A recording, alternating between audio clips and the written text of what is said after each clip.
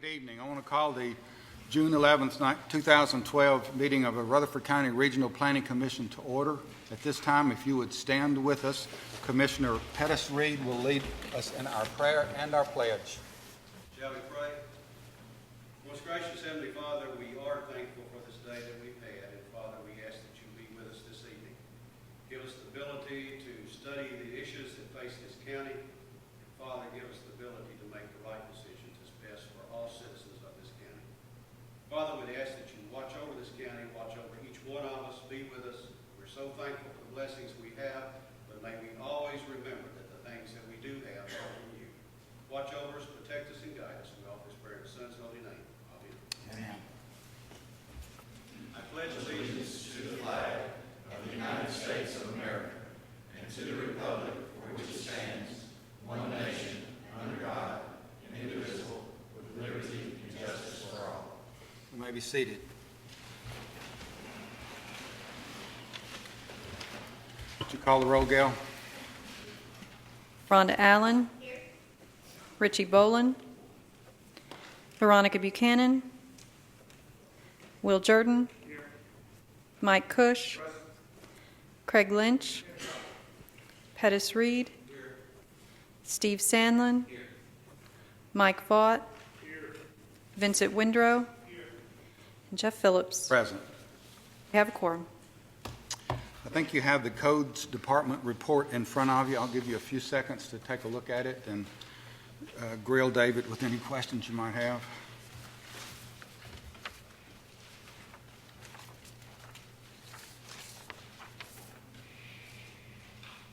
So, being none, we'll move on. Any items deferred or withdrawn? No, sir. Sorry. None? No. Sir. No. Get into our agenda items. Let me explain. There will be 4 public hearings on rezoning requests tonight. We'll also continue our work session on the zoning ordinance. And then at the end of the agenda, we're scheduled to have a executive session with our attorney that will be Planning Commission and attorney only, and everyone else will be asked to leave. And that executive session will be over a legal matter concerning Fisher versus the Rutherford County Regional Planning Commission. So into our rezoning request and public hearings. Item 6A is Shane Fogel, amended conditional use permit located at 6155 Highway 99. The commissioner is Tiffany Phillips. Size of the site is approximately 6.85 acres. Existing zoning is services. Existing conditional use permit is planned commercial development, and the amendment request is to remove the turning lane. Thank you, Chairman Phillips. This is our first application. As you mentioned, it's located at 6155 Highway 99. The Commission may recall back in 2003, a portion of this property was rezoned to agricultural services to allow a landscaping business, Greenbrier Nursery. Then in 2009, a new application came through. The property was rezoned to services for a planned commercial development. And you may remember, here's the concept plan from that time. During the review process, there was a lot of discussion about the types of uses that to be allowed, the potential drainage problems on the property, and also access and traffic issues. In September 2009, the Planning Commission approved a site plan for Lot 3, which is the Dollar General store. But before permits could be issued, the applicant was required to pull out a $75,000 bond that was posted to TDOT, which would pay for the turn lanes which were required on this property. At the time, the improvements to Highway 99 were in the development stages, and TDOT felt like it was going to be widening that road in the fairly near future and didn't want the applicant to have to install the turn lanes just to turn around and rip them out. Obviously, it's a few years later, and the project, we're not really sure when that will be completed. You have received a letter from TDOT. It should be on tables in front of you, and it basically says that they would not require a turn lane with the development that's there at this time. So keep in mind, access to the development would be reviewed again, and when Lot 2, which is currently vacant, was developed. So a turn lane may be warranted and required at that time. But just give you a quick look in the property. Here's the existing buildings.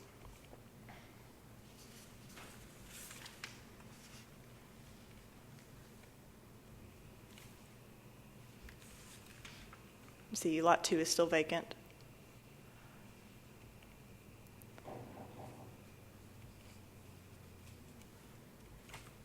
And the applicant is present, and I'll be happy to answer any questions.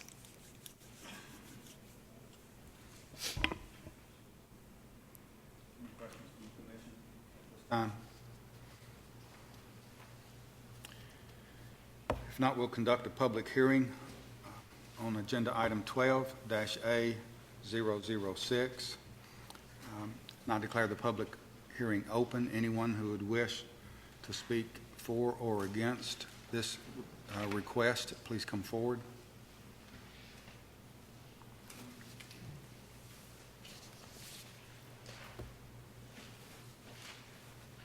Good evening, members of the Planning Commission and staff. I'm Brick Murphy of the law firm of Murphy & and I represent the applicant, Shane Fogel. And as y'all recall, several years ago, we came before y'all and requested a 3-lot subdivision for commercial development. And on those 3 properties, one of them is Mr. Fogel's current landscape business. The other is a Dollar General, and then the other piece of property is currently undeveloped. That's the corner lot right there. During the rezoning request, the issue of the turn lane came up. We felt like it wasn't warranted and that the intended development of the property would not warrant a turn lane. That's always been Mr. Fogel's position on the development. It's a 3-lot subdivision. It's not a big box retailer or something like that. And the actual traffic count now that the Dollar General is built doesn't warrant a turn lane at that location. But due to the requirement in the rezoning, he's been required to post a bond at considerable cost. He's a small business owner. The ongoing cost associated with bonding the turn lane is considerable. TDOT has indicated in their letter and in conversations with us that they don't see that the turn lane is necessary there. What Mr. Fogel is asking to do is have that requirement removed, which will get him out of the financial responsibilities for the bond. And if he develops that 3rd lot, which is currently undeveloped, when he comes forward for site plan review, if he puts a convenience store or something in there that looks like it's going to generate sufficient traffic counts for a turn lane, then he'll be required to build it.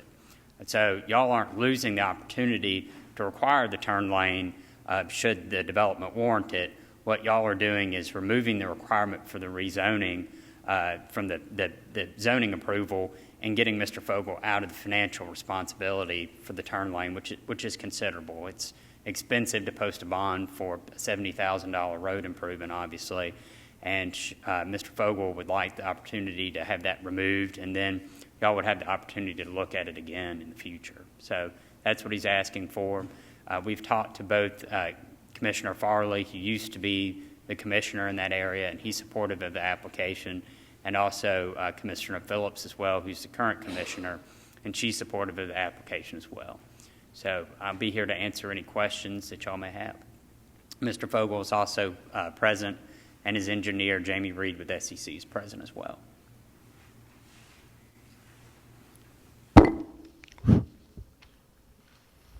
Mr. Chairman, I have a question. Yes. To Mr. Murphy.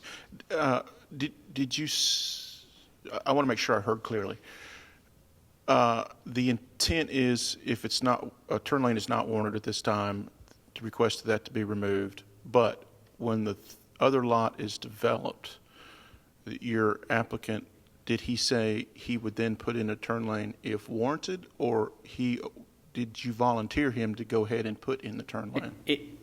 The agreement, or what he's offering is when the site plan is approved, y'all would have the opportunity to look at it, and if the intended development for the property warrants a turn lane, then he would build it. Now, he doesn't want to have to build the turn lane if the development on the property is low impact and doesn't generate a lot of car traffic. I just wanted to make sure I heard that you didn't I may not have been clear. automatic volunteer him if the next lot was. I think from a land use standpoint, we would say that we'll build it if it's warranted, and that we don't feel like we should build turn lanes for property that doesn't warrant the trips. Yes, Mr. Murphy, I sat out there Saturday in that parking lot. I live out that way, travel that highway quite a bit. That curve that operation sets in. And let me say right off at the very beginning, we all appreciate the Dollar General out there and the Subway. Being a widower myself, that Subway comes in awful handy. I really appreciate that. And I've had people out there tell me about how they appreciate the Dollar General there and how it's come in handy there. But those same people also, some of them living back there in the Clear Ridge subdivision, have told me that they had been looking for that turn lane and it hasn't come yet. And then I also had some individuals who bring children to the schools out there, the middle school and the elementary, had also made that comment as well. I sat there in the parking lot Saturday. There were 30 cars in that parking lot. And just as I got ready to go out to leave from the parking lot there, someone was coming from Murfreesboro pulling a trailer. 5 cars backed up behind her, and coming from that distance, a trailer truck couldn't see her making that turn, and he took the right side, and there wasn't enough shoulder for him to take it. He almost ended up in that field, and he come around. So I saw that situation. But the thing I wanted to ask you a question about, I was sitting here looking at the permit that was given on that. It also mentions in here that lots 2 and 3 shall be allowed only one shared access easement onto Highway 99. There are 2, if I have seen correctly. One of them is paved, but the other one is a gravel area. And I've seen it in the pictures as we've gone across here, which goes directly into number 2. And that is a confusing spot, especially from people going towards Murfreesboro. I've seen them stop there and think they were going to turn into that gravel one, and then they make a pause and have to make a turn there. Has there been any question about that as well? And the reason I'm saying this is a confusing situation there to turn there. And as I've said before, that is a hazardous spot. And I have had contacts of people out that way asking that the turn lane not be taken away.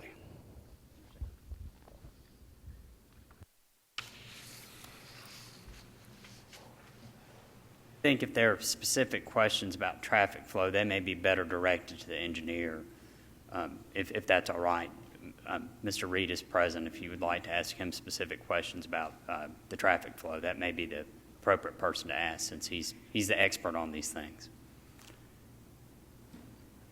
So with y'all's permission, I'll ask Mr. Reed to come forward and he can answer questions regarding traffic flow.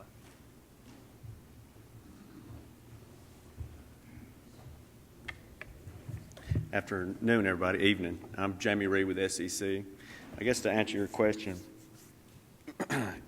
you're saying that there's a large curve up there?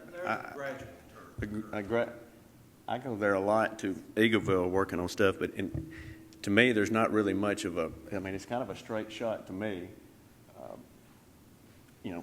Coming down through there. I'm not going to get in an argument on curves and you can't see it and stuff, but to me, I've driven out there numerous times. I go out there probably 2 or 3 times a week, and I can obviously see the 3-lane entrance into Dollar General, and I have yet to see anybody have a major problem turning in there. The majority of the traffic that's going through there is typically during traffic hours. That's exactly what the commissioner said. Tiffany and I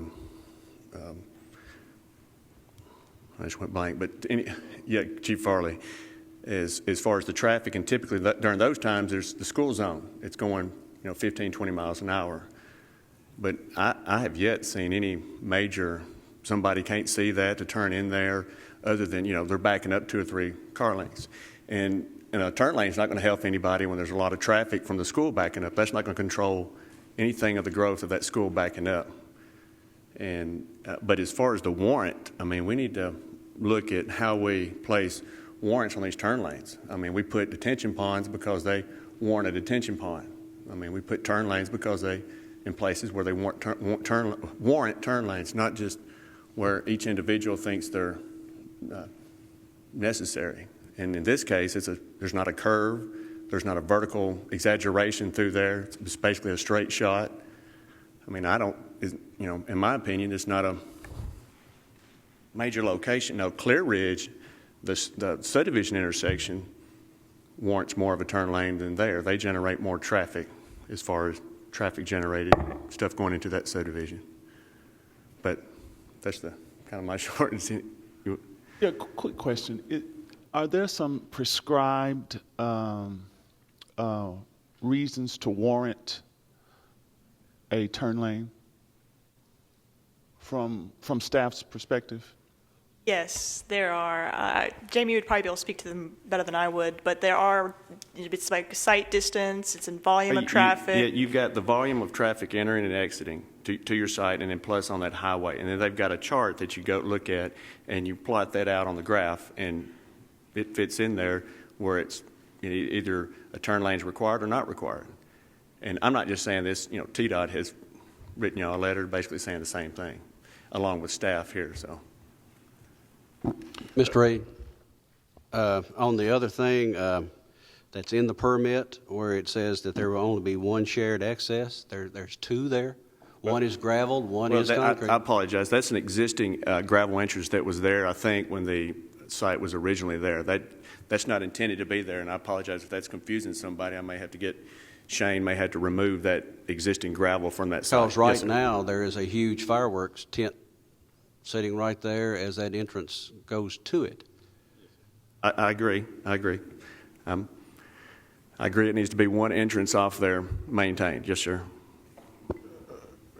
Pettis, is that part of the confusion you saw Saturday? You're exactly, you can see it up there. I agree. If we could. Weren't familiar with the story, you're not exactly sure where to Which turn. If you don't live out there, he's exactly right. You could.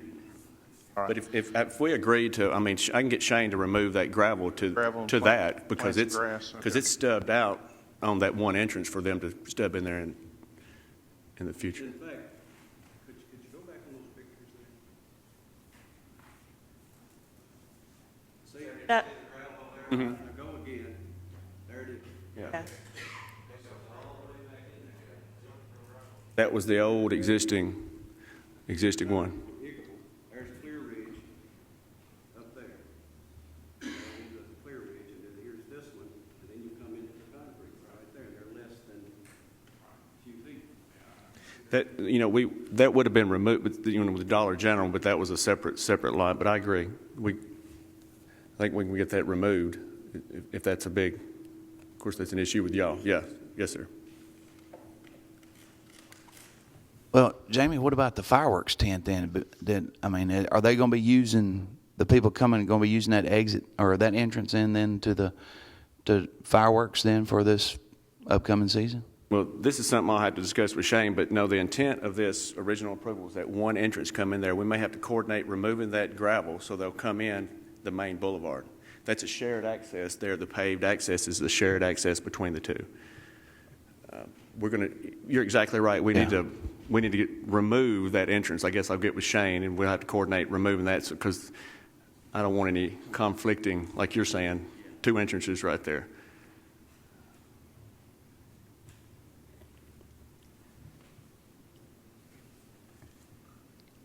Any other?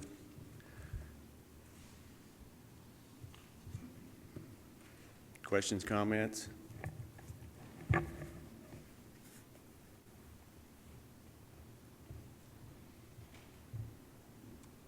else like to speak for or against this rezoning request?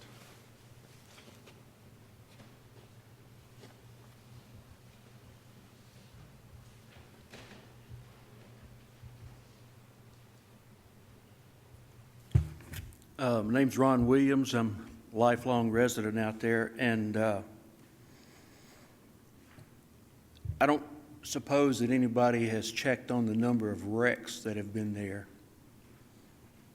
There have been 3 that I'm aware of, 2 of which were because people were turning and they were rear-ended.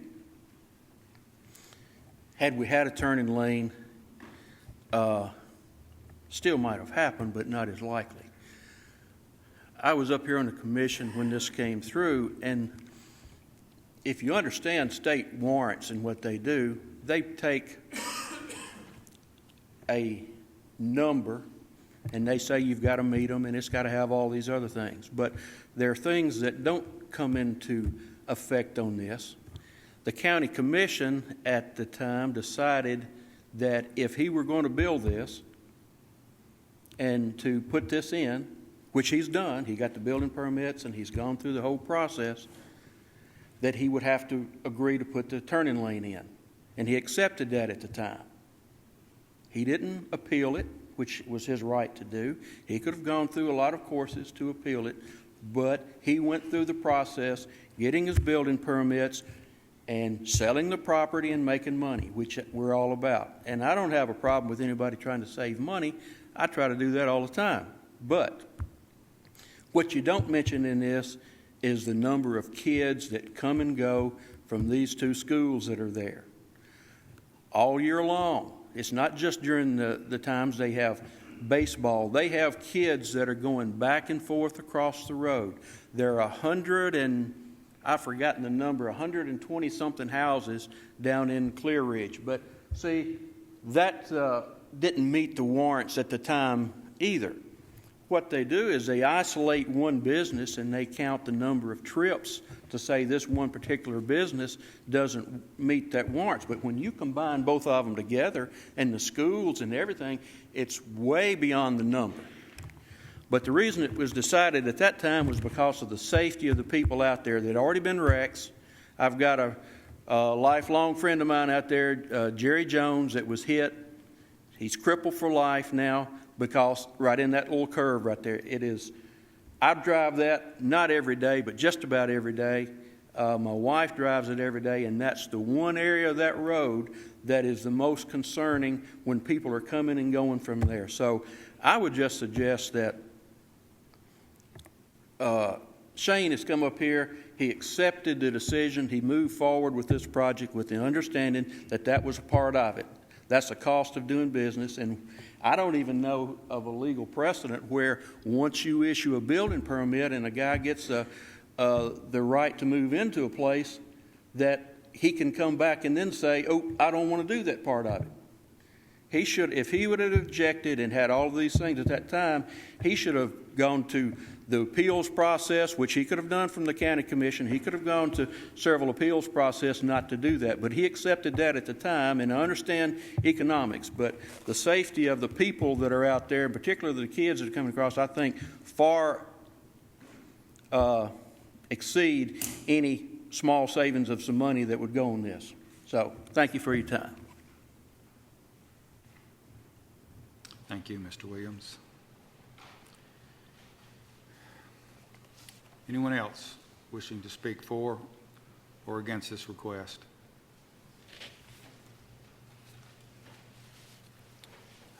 Seeing no one else coming forward, I'll declare the public hearing closed, and we're back in session and ready for a recommendation.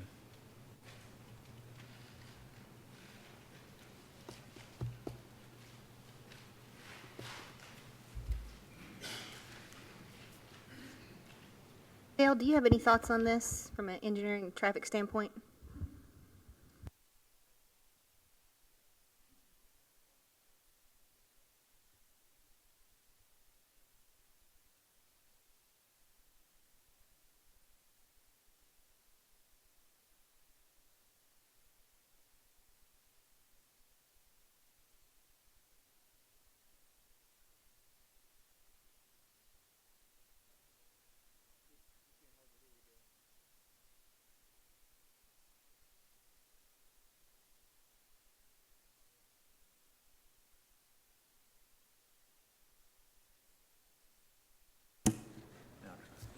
Is that any better?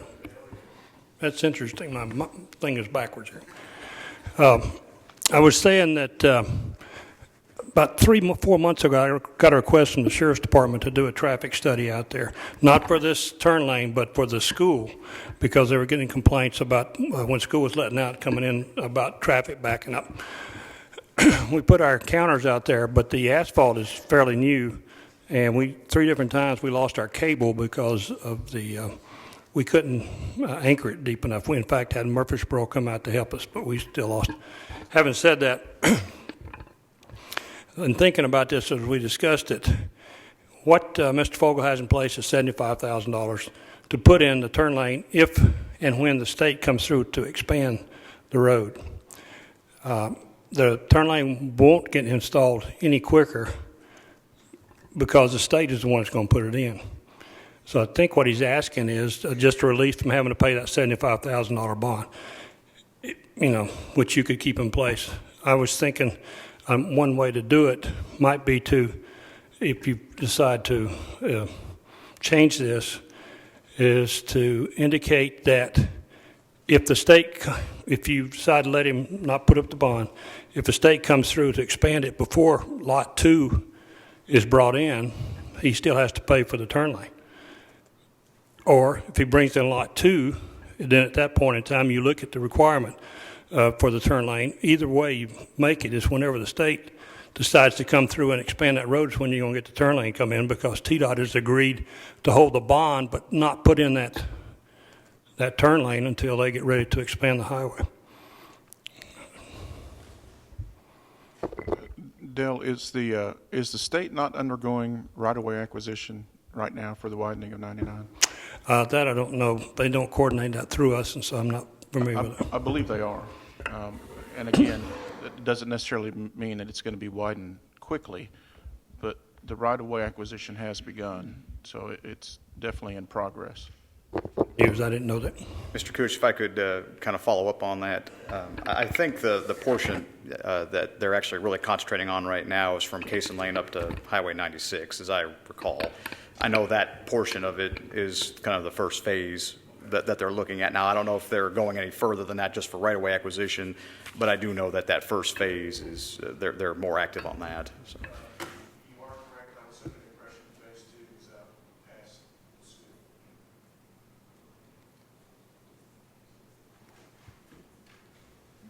I don't know who this question's for. Maybe Dale. There was mention of course, you said a lot when everybody needs to realize that regardless of what we do, this turn lane is not going to get put in out there tomorrow. It's not going to come until the road is widened. There was mention of Clear Ridge, how many houses are in Clear Ridge. A turn lane, a $75,000 turn lane proposed, right in front of Dollar General, isn't going to be long enough to work for Clear Ridge also, is it not? I mean, it would be an isolated turn lane specifically for that development? That's correct. When they put the turn lane in, they'll factor in the number of houses. The TDOT's normal rule is if you put in more than 4 lots, it kicks in the rule for the turn lane. Now, Clear Ridge has been there a while, but so the point is when they decide to put in that turn lane, it will be designed not only for Dollar General and Subway and lot number 2, but also for the 125 homes, and it will be a bit larger than what you're talking about. Has it been decided yet if that will be a divided median or if it'll be a 4-lane with a constant turn lane, or what type of road will be when it is widened out there? I have not seen those plans, Commissioner. I do have a bit of an issue with what when Vincent said a little while ago. I think we need to get some rules. If we don't accept the state's rules to follow, we need to make up some of our own, and get something in stone so we know exactly when we're going to require a turn lane and when we're not, because a lot of times it's just in whoever screams the loudest. If you got a bunch of neighbors come up around, something's coming, we say we give them a turn lane, but if nobody shows up, we don't ask for a turn lane, and we can't do that. We've got to be, consistent and know exactly when we're going to put a turn lane in and when we're not. When we get to redoing the subdivision regulations, which we have in draft now, we've worked with the consultant, and we have language in there for warrants to handle for a turn lane.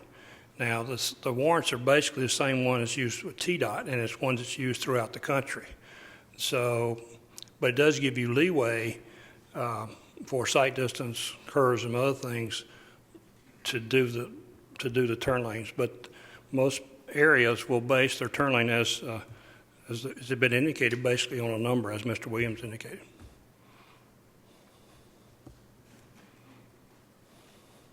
Mr. Corbett, as you said there, as you were thinking,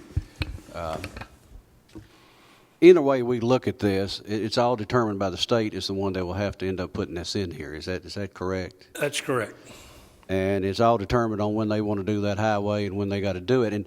And when I became a commissioner here, I think I brought this up at that time, and that's what I was told at that time. We're waiting when the state wants to do this because it's in the permit, and that's what it's got to do.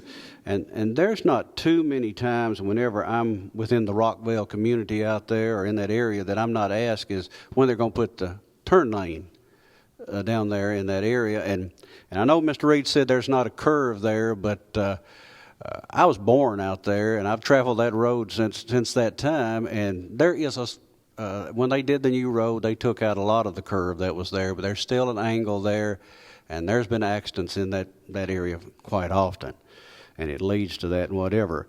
But I've been sitting here looking at the state's letter here and what they said as far as request and not requiring it, but they did stick a sentence in there, and it said, however, turn lanes almost always provide a higher level of safety, so we're happy to consent with one when it's requested. And I think what I'm looking at, and I think the rest of the commission, whenever we do this, is we're looking at the higher level of safety and what we're doing there. If there was some way that we are still holding that property whenever that state road does make a change there, that we can get that turn lane in there. And maybe if it's not holding that bond and holding it to the second lot whenever it's done. But if they make a change in that road before that second lot, I think that would appease the people out that way, knowing that a turn lane would be coming. I would say this also, based on looking at the cost of the highway, the $75,000 we have now, by 2 or 3 years, that's going to double just in cost just for the turn lane for the Dollar General. One way that might hurry this project up, and the county commissioners will know more, there have been times where they passed a resolution asking the state to look at a certain situation ahead of their schedule and have gotten results. So, but that's just a suggestion. I've got a question. Right now, there's a $75,000 bond put up. And is that the full extent of what the developer is responsible for? That was what was determined at the time we set it up. Regardless of what the turn lane costs, they supply the $75,000, the state picks up the rest of the tab. That's correct. We turn the developer loose on this, and then they get caught back up in it when the corner lot is developed 2, 3, 4 years, whenever down the road. The price could have doubled by then. So I'm wondering if the developer actually wants to get in this trap or not. I would think at the time you redo it that you recalculate it based on current prices. And they could get loose from $75,000 right now and be hooked for 200 in 3 years. That's correct.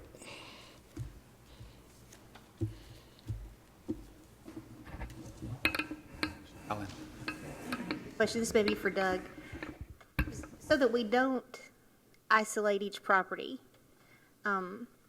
is there some way for this to come back up in the future, say when that corner lot's developed, for us to then factor in this entire development and not just that single property and calculate each property individually? Will we be able to look at it as a whole? I think you could at the site plan review process. Now, the zoning's already been approved, and the uses as part of the conditional use for the planned commercial development that was done. I mean, you can amend the condition possibly, or you remove it and amend it however you want to do it, to say something to the effect of, whenever Lot 2 is brought in for development, because that'll just be a planning commission action at that time for the site plan. It won't come back for a public hearing like we're having right now. I mean, I think you could probably put some language in there that just says we will revisit the turn lane upon the development proposal for Lot 2 whenever we see a site plan for that, and then, adding your language in there about looking at, the traffic from the whole development, and I guess, to a certain extent, maybe even looking at the subdivision, which would be a possibility as well. I think you could do that.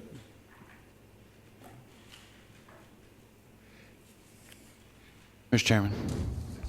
Josh, what's our responsibility as far as, let's say,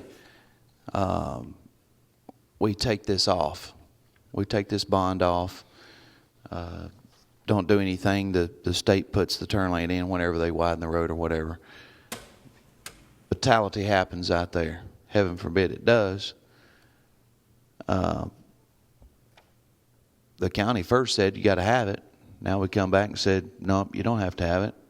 Does the state's letter right here take us off the hook? Or, I mean, I hate to even address this question like this because it just gives me a bad feeling. Answer that first, and then I'll, if you can. Good question. I don't know that the state's letter per se takes you off the hook. However, as a general rule, when you're making policy decisions like this in a deliberative process, there's not generally liability that attends those decisions. So I think if a policy decision is made that the conditional use permit can be amended to remove this requirement, as a general rule, should something happen, of course one would have to prove that it wouldn't have happened if there had been a turn lane. But if one were able to prove all of that, there still typically would not be liability for the county in a circumstance like that. Mr. Chairman, I understand this letter. I'm not the commissioner out there in that district. I don't live out there. But, we made a commitment to those people that came to planning that night, that with all those concerns, all those issues, it's there. I don't know if they've had any accidents since Dollar General's been in. We had some near misses, it looks like, with one planning commissioner sitting here right now, that's witnessed this Saturday. I just have a really, really tough problem going back on our commitment to put a turn lane in there. And when we've said we need one for you to build out there, and then the state's going to come in and take a look at it. I understand the other issue, though, that Commissioner Jordan said, as far as we've got to be across the board straight with everybody. I mean, it can't be this group's come up here and they've got a concern. This group didn't have the togetherness out in their community like this other group did or whatever, and they got a turn lane, the other one didn't. That's not what we're doing. We're looking out for the safety of our residents of Rutherford County. So I just really have a tough problem going back the other way on this. Thank you. I hear a motion in that, Steve. I have one question. What was the date of the original approval? Hadn't been that long. The original conditional use permit that we've got in the agenda was May 15th of 2009, so about 3 years ago. And was our recommendation based on a TDOT guidance from TDOT as to whether the turn lane was warranted? You mean originally? On the original. I don't think that we didn't have anything from TDOT at the time. It was a condition that the Planning Commission added. I don't think it was something staff was recommending, if I recall. Well, I guess that's what my question is. I'm trying to figure out if there's some confusion. I know there is on my part. That's why I'm bringing this up. Was it possible that we granted approval with the turn lane based on if TDOT said that the turn lane was warranted, then it would be enforced. If they did not, we would not require one. Because I know on other projects we have had that language. Right. I just don't remember if it was on this one or not. I don't believe it was. Yeah, my memory is this is one of the applications where you permitted it on TDOT if they would approve it. So it wasn't, you were requiring it as long as TDOT would allow it, I suppose is the best way to phrase that on this instance. It wasn't a case where the Planning Commission said if it's warranted, put it in. It was a case of if TDOT will allow it to be put in, put it in. And generally speaking, the last several years, TDOT's had a lot more deference to the local communities as opposed to not.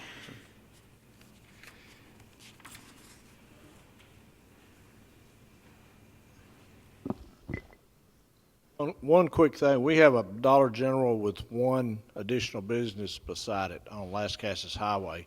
And it's actually an inbound left-hand turn lane. And we required a turn lane there, and I think it's probably really beneficial. I'm a little tepidous. I wish that one out there was already in.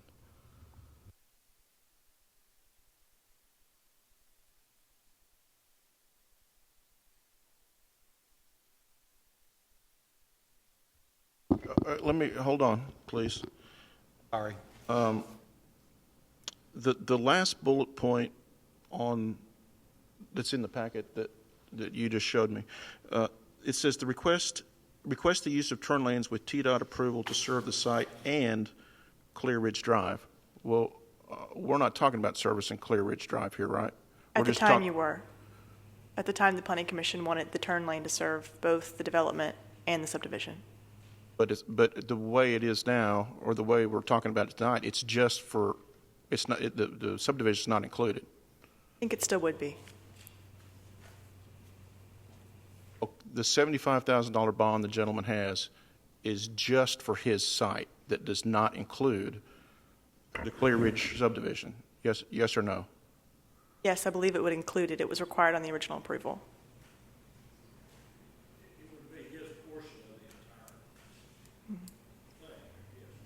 Yeah, I'm not exactly sure how TDOT came up with the number they came up. I mean, this is TDOT's bond, not the county's.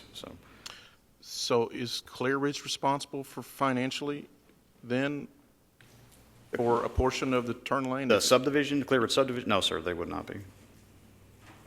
As Mr. Corbett said earlier, that subdivision's been there for a while, so.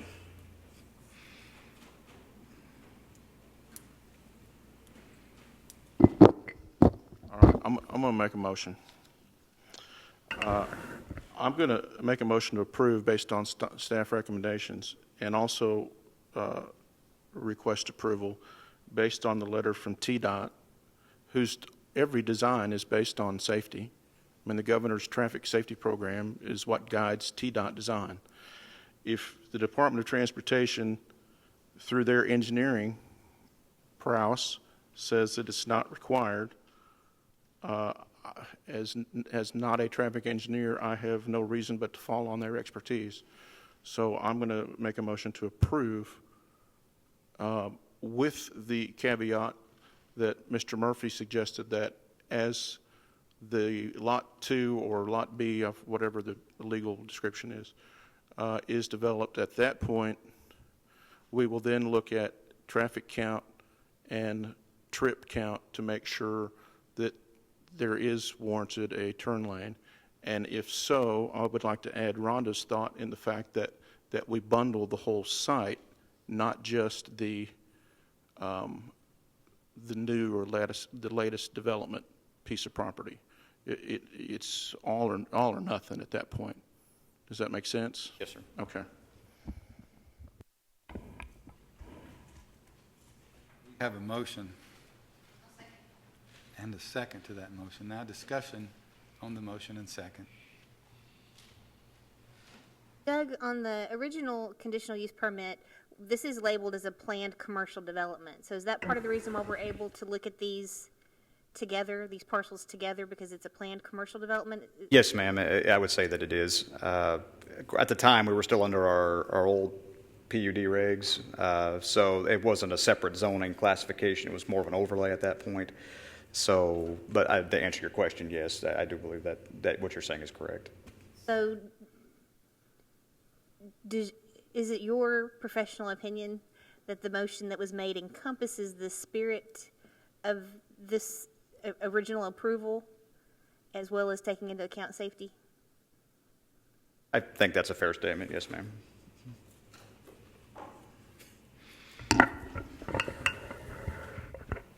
Would it be appropriate to ask the maker of the motion to add some verbiage that require that gravel driveway be removed to avoid confusion out there? Because that could easily get forgotten about if that's part of we've opened this thing up, that needs to be gone to avoid confusion. I mean, I think you could add that in there as part of it. I mean, I think the developers hear it loud and clear, but I don't think it hurts anything to add it in there. If our legal counsel says that won't queer the verbiage, I'll be happy to add that to the amendment. Well, I would ask the applicant if that's, because it's not part of the request. So I think I would at least pitch that to the applicant on whether or not that's going to be an amendment that's acceptable. I believe our original approval stipulated one entrance anyway, so I think they may be in violation to start with, unless that gravel driveway is grandfathered in since it was there pre-existing. But We've got to be in good shape.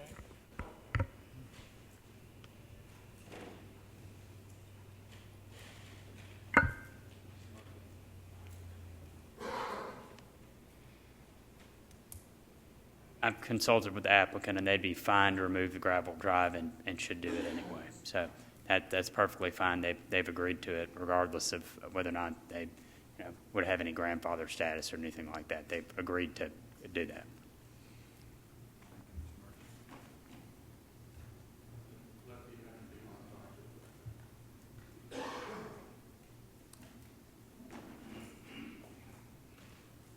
Any other comments? Ready to vote? All those in favor of the motion, please say aye. Aye. Any opposition? No. Call the roll, Gail. Rhonda Allen. Will Jordan. Yes. Mike Cush. Yes. Craig Lynch. Pettis Reed. No. Steve Sandlin. No. Mike Vaught. No. Vincent Windrow. Aye. Jeff Phillips. Aye. The ayes have it. Motion passes.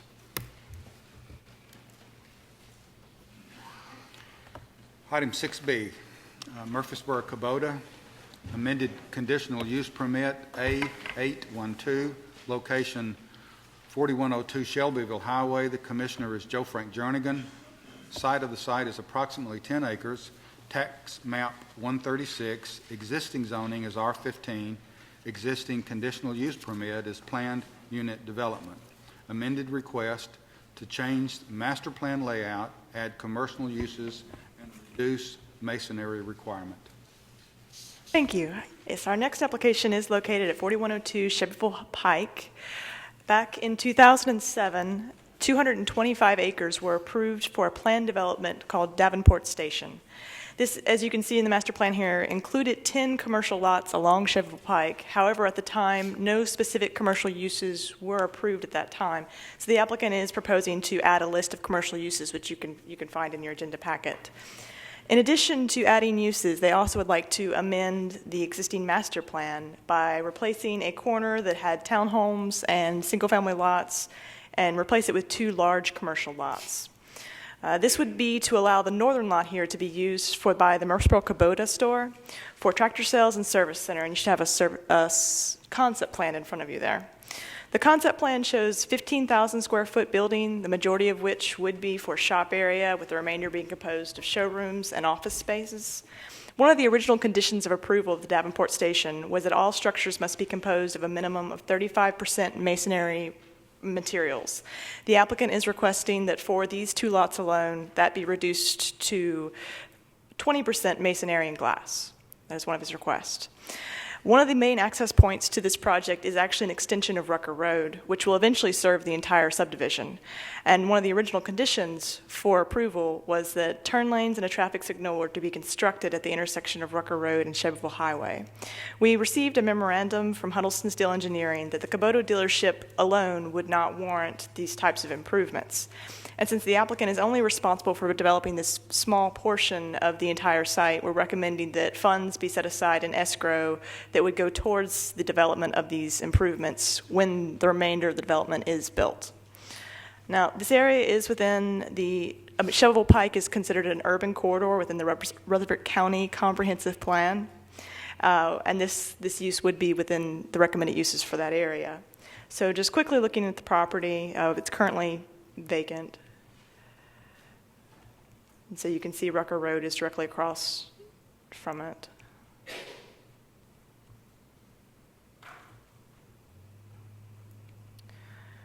Oh, and this is just a photo of the existing Kubota site. It's on Salem Highway. Murfreesboro Kubota has been within the city of Murfreesboro since 2001. This is just its current location. The applicants are present, and I'll be happy to answer any questions. Any questions from the commission? Elizabeth, they haven't provided you with any images of what the building would look like? They have not, but they proposed 20% masonry and glass. Any other questions? If not, at this time, we'll conduct a public hearing for Murfreesboro Kubota 12-A007. Anyone wishing to speak for or against, come forward, please.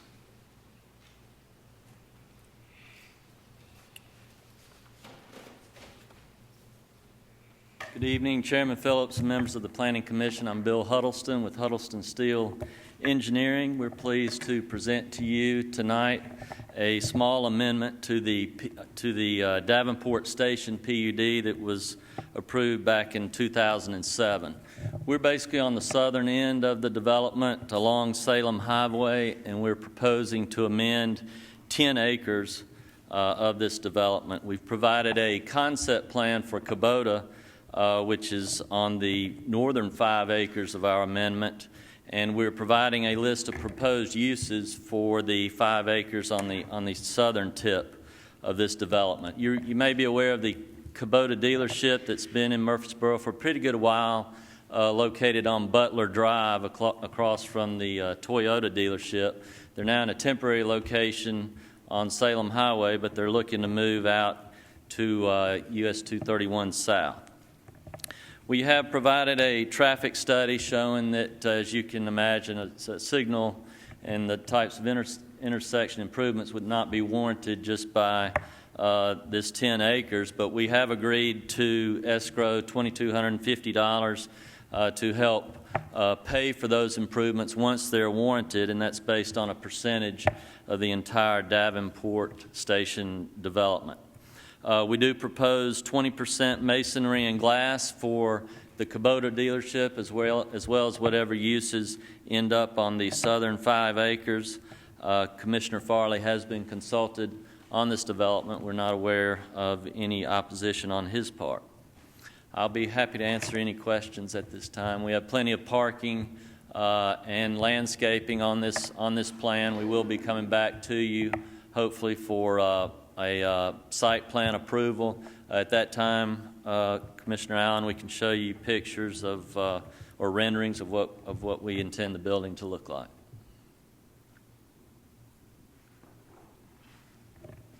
Yes, sir. Okay, let's don't get in the turning lane crisis here. What's the proposal about a turning lane as it sets with these 2 lots? At these 2 lots, we did not propose any at all. We propose that our main access will be a driveway directly across from the existing Rucker Road. In the future, that we anticipate that once Davenport Station develops out, that will be a public right-of-way, and at that time, we anticipate that turn lanes will be required. We recommend critical points during that Davenport Station that you need to come back and look at additional traffic signal warrant analysis so that you put in the signal when it's warranted. Okay, the lot, which is the southernmost lot, is there a turning lane? Would there ever be required for that one? That just goes to that one lot, right? That is a right-in, right-out access that can serve both Kubota and that southern 5 acres. We do not see the need for any turn lane on that. For a right turn lane in, there's not going to be a median opening proposed on that, so there'd be no use for a left turn lane either. We do have it set up where that southern 5 acres can connect across the back of Kubota to that Rucker Road extension so that could be used as an access whereby once a signal gets there, they could use the signal to get out onto 231. Well, I'm sure we'll probably want to ask the state, is it justified for a turning lane? Not with something like this. Now, if a McDonald's went out there or something, that's a possibility, and we can look at that at site plan approval, but certainly not for Kubota and not for any other typical use like that. Okay, your entrance say that we didn't have a turning lane right now where you're coming from Murfreesboro, turning in right on Kubota. I know a turning lane goes way back and you have the lines and all that. Are you allowed to make that extra wide? Just say a guy's pulling a trailer and he's got a tractor on there. It does create a little problem.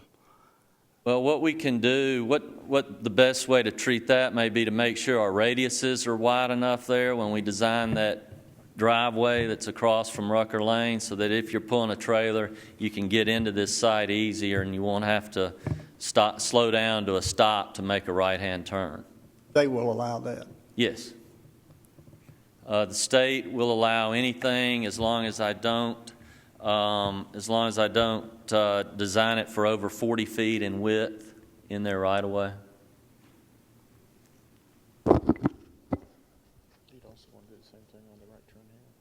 Yeah, about the right turn lane going out, if there was on the second one, on your second lot, would you want to do that? I mean, you're not even going, are you going to build both these right now, entrances, both entrances?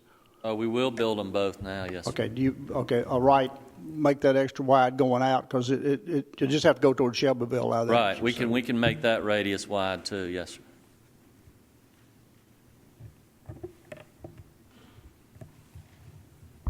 Bill, y'all mentioned 20% brick and glass or masonry and glass. Yes. Realistically, it's going to be a metal building, shop-type building with probably a brick front, brick and glass front. That's but correct. The percentages could, depending on how big this building is, if it's a lot deeper than it is wide, you could end up with a complete brick front or a very little brick front. You know, I mean, I would hope we'd have a brick front. We anticipate the entire front being brick and glass, yes, sir. Could we add that? Would that you all be agreeable that that is in the, regardless of the percentages, that the front be a masonry, complete brick and glass, or Yes, a masonry and glass product? Yes, we would agree to that. Yeah.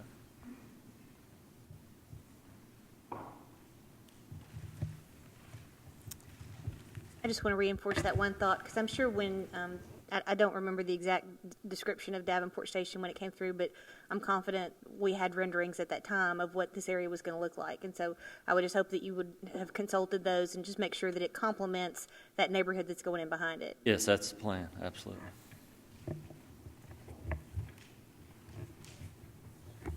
Thank you very much.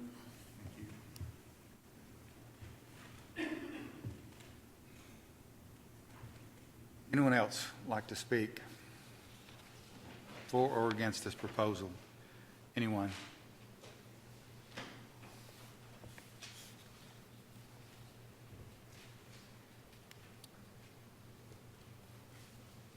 I'm Carter Woodruff, 2633 Deer Path, Christiana. I own the farm to the south of the southernmost tract.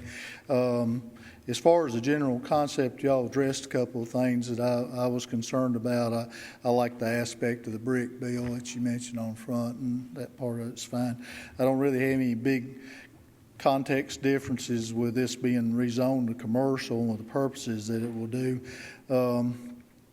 I think I understand the drainage part of it, so I haven't got with you guys, but maybe we can at some point. But as far as the landscaping and fencing and that sort of thing, I assume that will take part at the next meeting when you bring that part of it out. The thing that Craig was talking about earlier, my biggest concern, and just from that area, is not the right-hand turns, y'all, it's the left-hand turns. When you're bringing in a 24 or 25-foot trailer, if you're coming from Shelbyville into that property, then you can't get into the median there, you know, because you got traffic coming from Murfreesboro towards Shelbyville. And you're going to have that trailer hanging out in the acceleration lane, and you're going to get the same thing going when they come out of the property and are heading back to Murfreesboro. And so I realize you're right, there won't be a lot of heavy traffic in that area. I agree with that, but it's the type of traffic with the type of trailers that are in there. So, you know, I don't know how to handle that. I'm not an engineer or whatever, but that's a concern of mine. But outside of that, I don't have any problems with the rezoning part of it. Thank you, Mr. Woodruff. Anyone else wish to speak for or against this proposal? I see no one. We'll declare the public hearing closed, and we're open for discussion.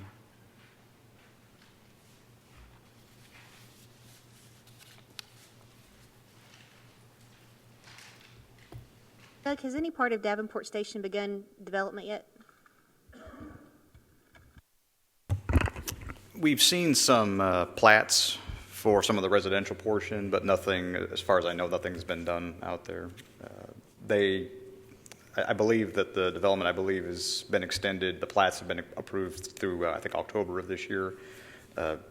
That's been the case really since it's been approved. After they submitted the plats, they've really just submitted extensions after that. So I guess the quick answer is, besides the plats, no, I don't think anything else has been done out there. Have you had any phone calls on this at all? I personally have not, no. Ms. Hensel. I had 2 phone calls, just inquiry, but no one was in opposition.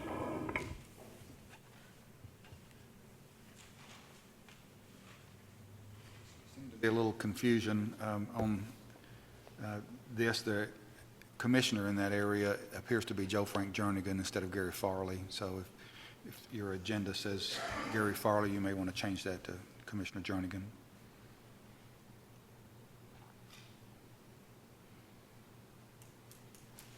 Steve? Mr. Chairman, first, I'm proud to see that Kubota's staying. They've been here a while in a couple locations in Murfreesboro, and so I'm proud they're staying in Rutherford County. We need them.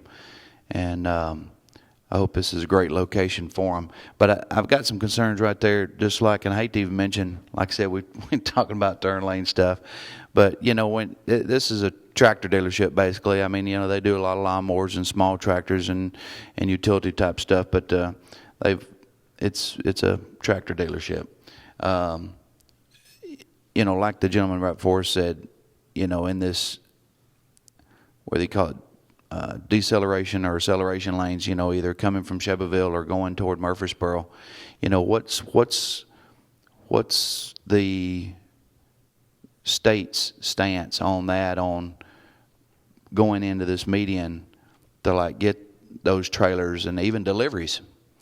You know, you're talking semis coming in to delivering, you know, this type of equipment too. And then you also got this, maybe just goosenecks or something, you know, in and out with service or whatever on the site right here. And some's going to be sticking out in the road here, unless they catch it, you know, just right and everything is clear and you pull out. And so that's getting more and more difficult wherever you drive, anywhere around Murfreesboro.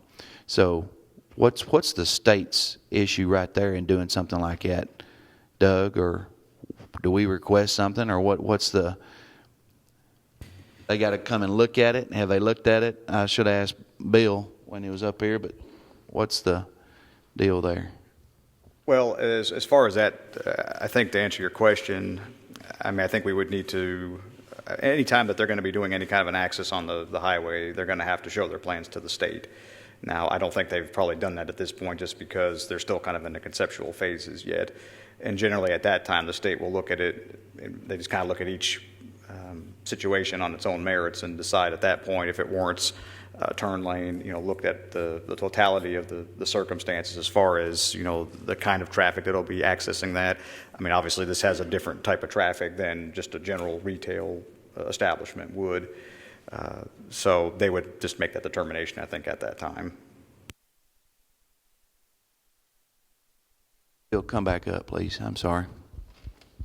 Doug, while he's coming up, I mean, the turn lane and all that will come back in when we do a site plan, correct? I mean, it typically does. It would, yes. I mean, if we're going a concept, a more detailed concept plan and site plan and all that than this, will we get one? Or I mean, sometimes we do see them at this level. I mean, when this whole development came in to begin with, we knew that at some point there was going to be the need for turn lanes and a signal at Rucker Road just because of the amount of traffic coming in and out. Now, based on what I've heard Mr. Huddleston say earlier, you know, the traffic in and of itself just for this one lot probably wasn't going to be enough to trip that, which is why we just requested them to put some funds in escrow for what the portion of a traffic signal might be. That's what those funds will be for, the 2250 acre. That's right. 2250 for our 10 acres.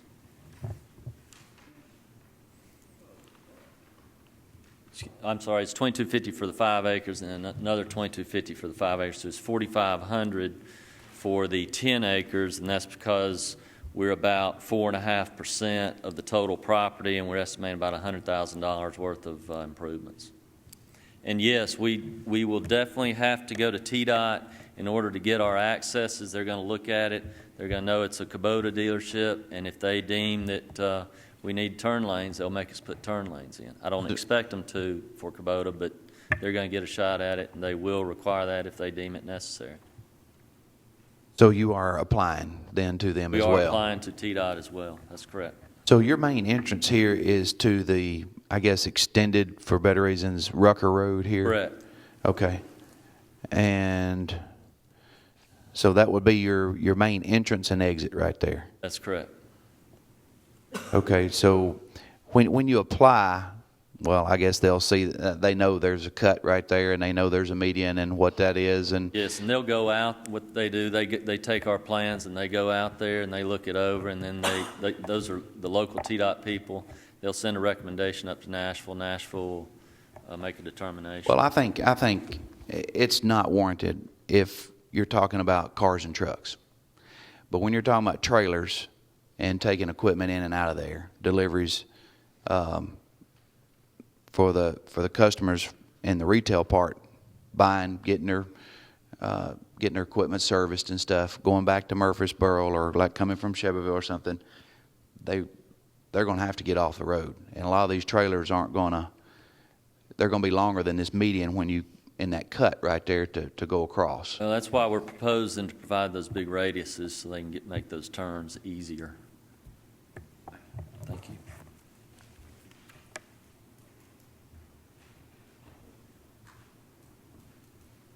Any other questions?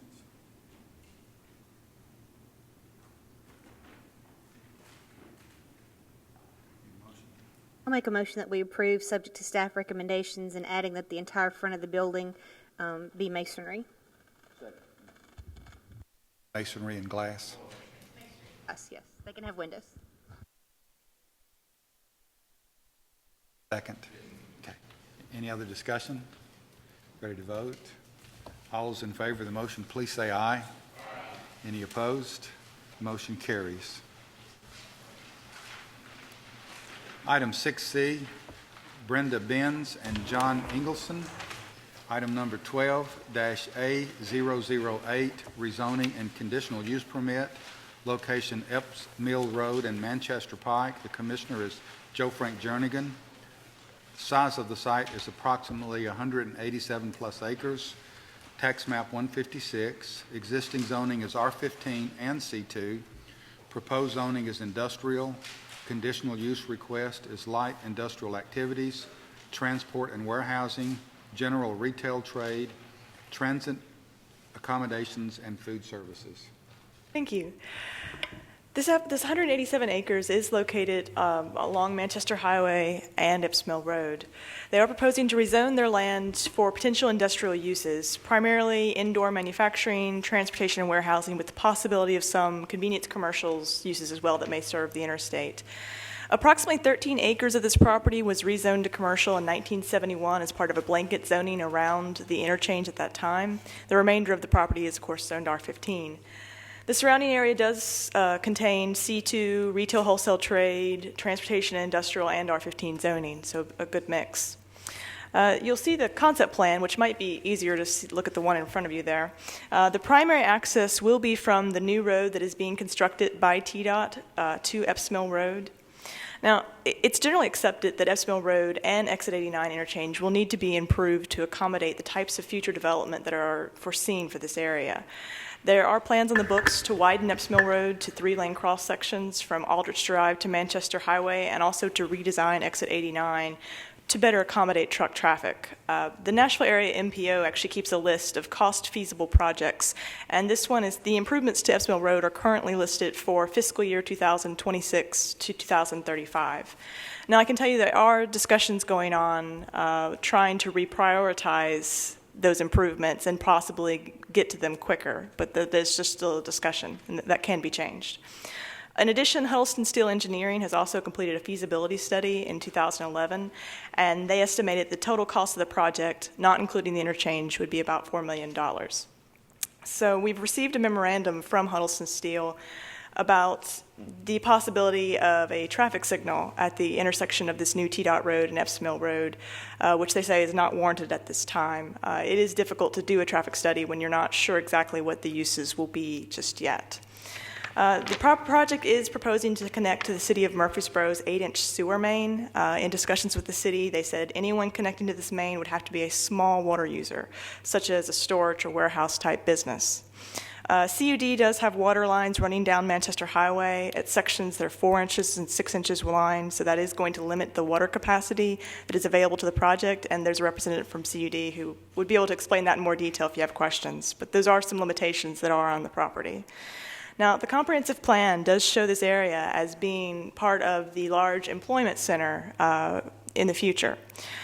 And so these types of uses would be recommended within the uses for the employment center. However, the plan does raise concern about allowing untimely development on a road before an improvement plan is in place. So since the plan is intended to be long-range, there are some areas that may not have the infrastructure yet to support what is proposed in the long term. Now, just a quick couple of pictures of the area. This is actually I-20. You can see the overpass on I-24. I just want to show you where the TDOT, the new road, was coming in, and it is under construction now. I think they're trying to get done with it this year, and that would be the primary access. And as you can see, it actually is directly across from Forbes Drive. This is a picture looking into the property on Manchester Highway. It's just one portion. It's a very large request, so there are obviously others, but there could potentially be a secondary access on Manchester Highway at some point as well. We have received quite a few phone calls about this application. I'd say approximately 30 in total. 10 were officially opposed to the application. Some were just inquiring what the signs were about. And we have received one letter in favor of the application. And the applicants are present, and I'll be happy to answer any questions.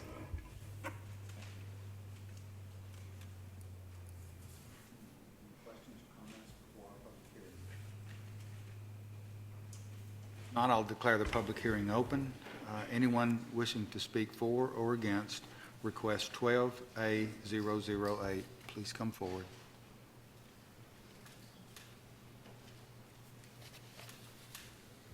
Good evening again, Chairman Phillips, members of the Planning Commission. I'm Bill Huddleston with Huddleston Steel Engineering, and we are working on this property owned by Brenda Benz and John Ingleson.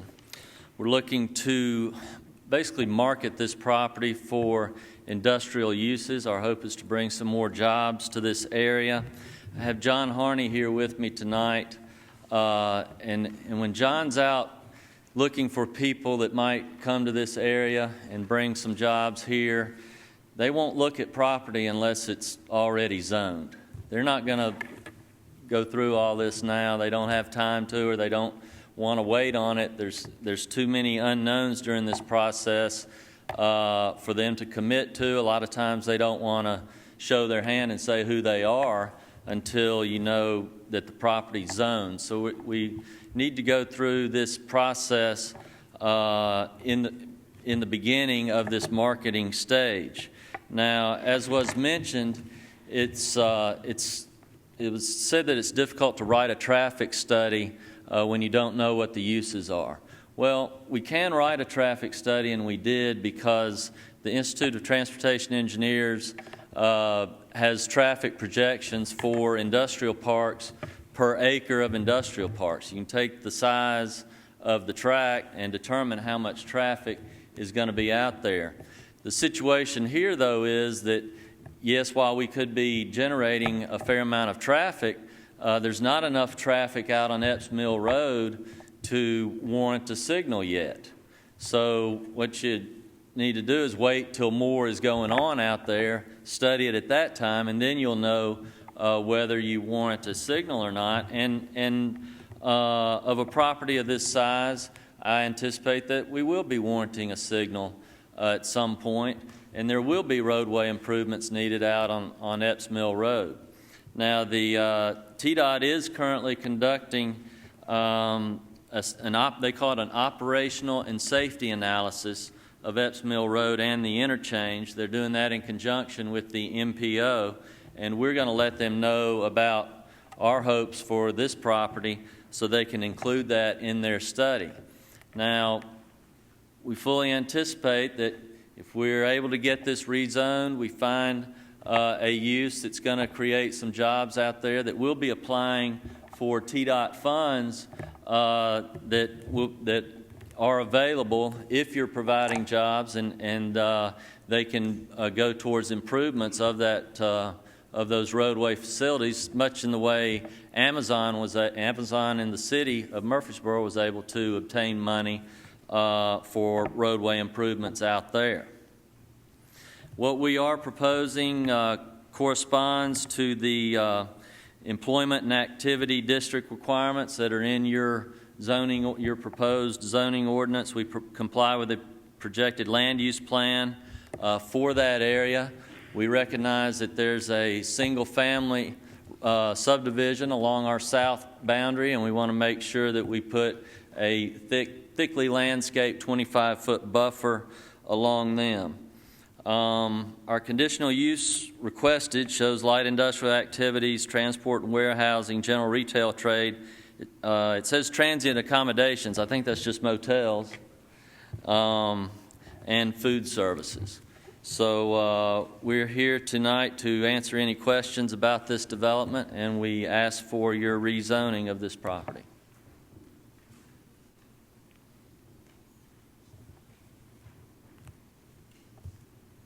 Questions for Mr. Huddleston? Thank you, Bill. Will? I don't know if now is the appropriate time, but I heard staff mention limited water capacity out there and limited sewer capacity. I mean, if you get an Amazon or something like that, you know, and that road improvement is some ways off, I mean, that's got to be something that's got to be dealt with. I mean, and that's a long ways out. It is, and I'm not as worried about the sewer. These types of uses don't use a lot of sewer capacity. There is an 8-inch city line out there. We would be requesting service from the city, and in order to get their service, they'll make us adhere to their requirements also. But I'm not as worried about the sewer. We do have available land also if we decide we need to do some sort of step-type system or septic system. We could do that too. The water is an issue out there. Mr. Bradley's here with CED. He can speak to it better. But we've already been looking at ways to enhance that water situation, maybe expanding the line that comes down Manchester Highway to Epps Mill Road, some sort of project like that. Again, there are monies available, like fast-track monies and that sort of thing from the state, that if we are doing something worthwhile like providing jobs, that kind of money is available to ask for that would not only be spent on roadway improvements but could also be spent on water line improvements. Any comment, Mr. Bradley?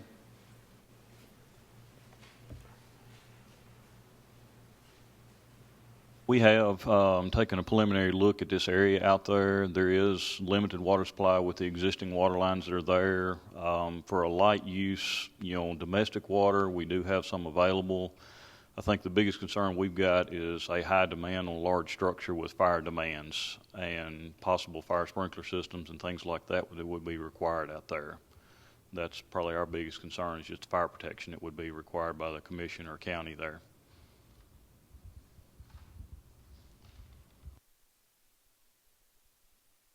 About how far away is a major line? Joe B. Jackson, I mean, just... It is. We have a 20-inch down part of Joe B. Jackson there that's fairly close to Manchester Highway. That would be the closest large line to get a high volume of water out there.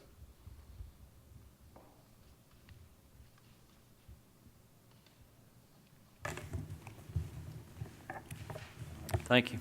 Bill, I have one question before you go. And you kept saying the magic word, which is jobs, and I know that was no accident.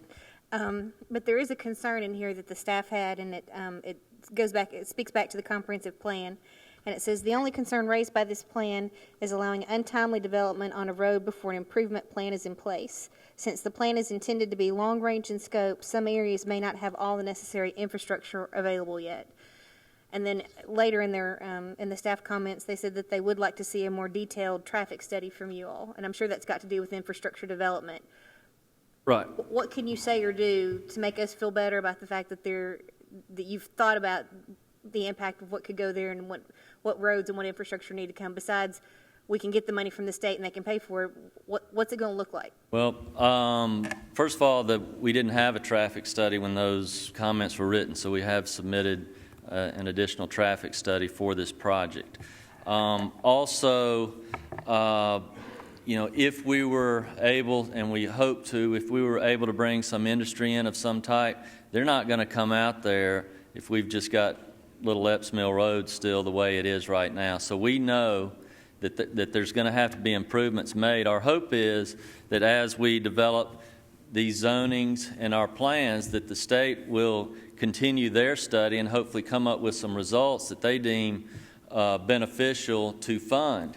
If they don't fund it, then whatever industry we're looking to bring in will have to apply for those grants and pay for necessary traffic improvements, which you will be able to review and identify during the site plan approval process when we come back through, knowing what kind of industry it is.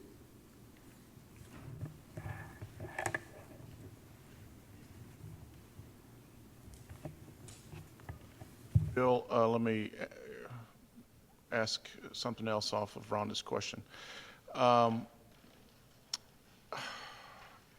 Assuming you have a client that's interested in purchase for industrial use, and there is a high water demand, and certainly the intersection needs some work, and yes, let's say the state says, we love you, we're going to give you some money, and it's this amount, but yet the infrastructure is that amount plus. Where does the remainder of that money come from? Is that developer? Yeah, we anticipate if what we get from the state isn't enough, that you will be, Bryant's not going to give me water unless I've got good enough water lines out there, and if we can't get enough money to pay for it from the state, we'll have to pay for it ourselves somehow. On the water, sewer, traffic improvements, any of that. Bill, the way I'm looking at it, there's 3 lots. Is that correct? Or that could be redrawn according to, or is that what we're talking about, all 3 of those 3 large lots? You are talking about those 3 large parcels, yes. Are you planning on accessing all 3 of those parcels off the Epps Mill Road? Or is that 1 lot off the new road and the other 2 lots being proposed to be served off Manchester Highway? Well, first of all, there's about 23 acres included on that northern tract that is not a part of this request. There may be a different map. House is up there. That's correct, where the house is. Yeah. That is not a part of this request. I understand that. So, we anticipate that the property lines will go away depending on how the property gets marketed and developed. Ms. Benz and Mr. Engelson are working together on this to provide whatever piece of property works best for the intended use. We anticipate that a great amount of the traffic will want, and most of it will want to come out onto Epps Mill Road. They obviously want to get to and from the interchange as quickly as possible. As we move towards development in the southern part, whether there's buildings there or not, there's opportunity for access out of Manchester Highway, but we definitely see the main access coming off of Epps Mill Road. I personally would have a lot better comfort level funneling it toward Epps Mill Road because we haven't established, we've got some stores and some odds and ends like commercial. We haven't got any industrial stuff to speak of, on Manchester Highway. That changes that whole neighborhood over there, and I don't know if we could deal with that tonight or what, but personally I want to see as much funneled, if not all of it, funneled back to Epps Mill and keep that industrial traffic from coming out in more of a residential area, even though it is a state highway, but that's not an industrial area. We anticipate the purchasers of the property would want the same thing. They're going to want to be close to that interchange. Well, on the frontage road down here too, you might come off that side as well, correct?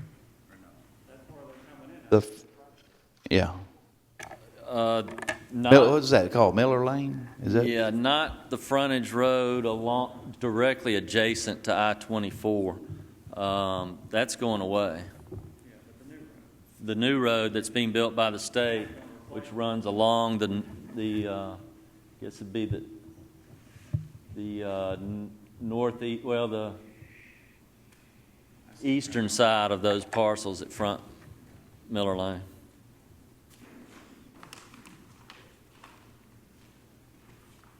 You're talking about the new road that's proposed there near Barrett? Is Correct. That's what. Correct. Has the state said anything about as far as easement getting to that road? Is that any problems there as far as? No, sir. It's going to be a public right-of-way that they're building that roadway in, and our intention is to extend it further into the property. I think the calls that I've had come primarily from the Blankenship Road out that way, and they were concerned, I think, about the Manchester Highway out that way. Right. We're not. The property in that we area. don't see us using much of Manchester Highway. And you mentioned that possibly this, I guess the southern end down here might be light industrial next to this, Blue Ribbon Trail and whatever. Is that where you're thinking maybe light industrial? And Yes, sir. It could be light industrial there. And But what are we'd we want a talking buffer. about? What are we talking about light industrial? Well, it would be anything that's not heavy manufacturing, more like warehousing, that sort of thing. Shipping, something, right? Something that like Amazon or whatever what they do. That's correct. Okay. It would not be constructing any, major manufacturing of anything, nor does light industrial usually intimate that you're doing something outside. We'd make sure we keep it inside the building. But you're hoping that, or looking towards, they also using the inner roadways rather than Manchester Highway. Absolutely.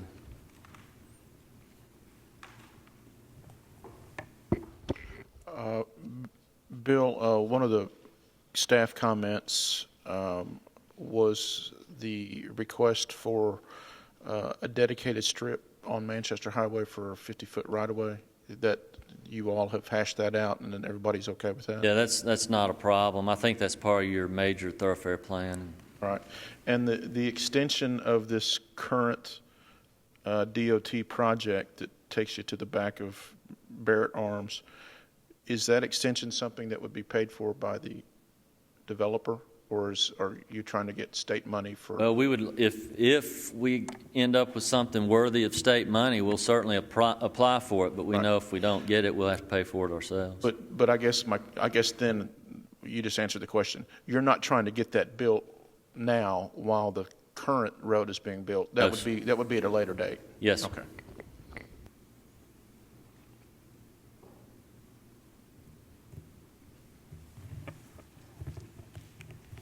Thank you.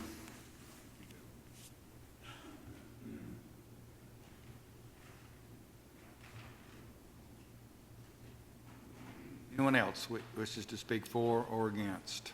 Please come forward.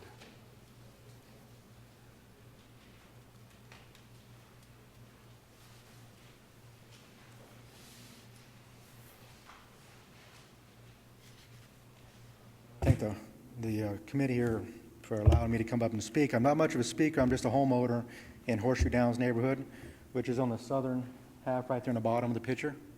I'm actually in 124, and my house overlooks that whole property. And actually, if you look from our neighborhood in that direction, topographically, as a elevation-wise, right there where that white strip is. Before you go any further, I'm sorry. Name and address, please. Busby, 124 Blue Ribbon Trail. What did you say your name was? Clinton Busby. I'm sorry. I'll speak a little slower for y'all. I'm not used to this kind of thing. In the picture above us, you can see Blue Ribbon Trail. My home is basically that little dark area right here, that strip, let's say. If you look at this property from our neighborhood, it elevates approximately, I would say, 200 or 300 feet. So even with you put 100-foot trees along our back border right there, if there's warehouses back there, it's going to be lit up like a Christmas tree 365 days a year.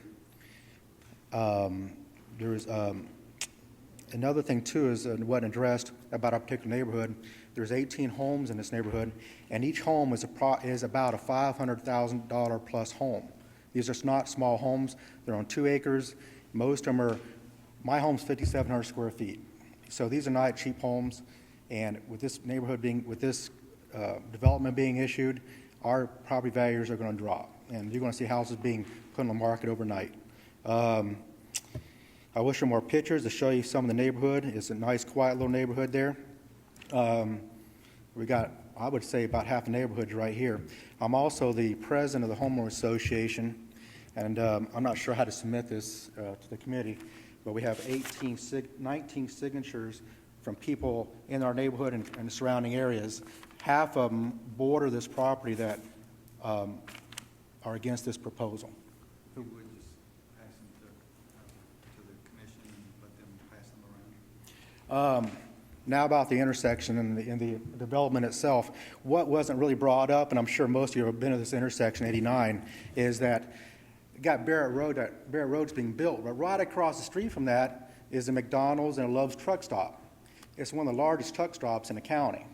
And then adjacent to that, on the opposite corner, right there on that lower end right there, is another truck stop, which is a Shell station truck stop. So between the two truck stops, you got a lot of traffic in that particular intersection. None of that was shown tonight at the hearing. Opposite the Shell station truck stop, right there where it says Capitol Way, is already an existing commercial development for housing, warehousing, and things like that.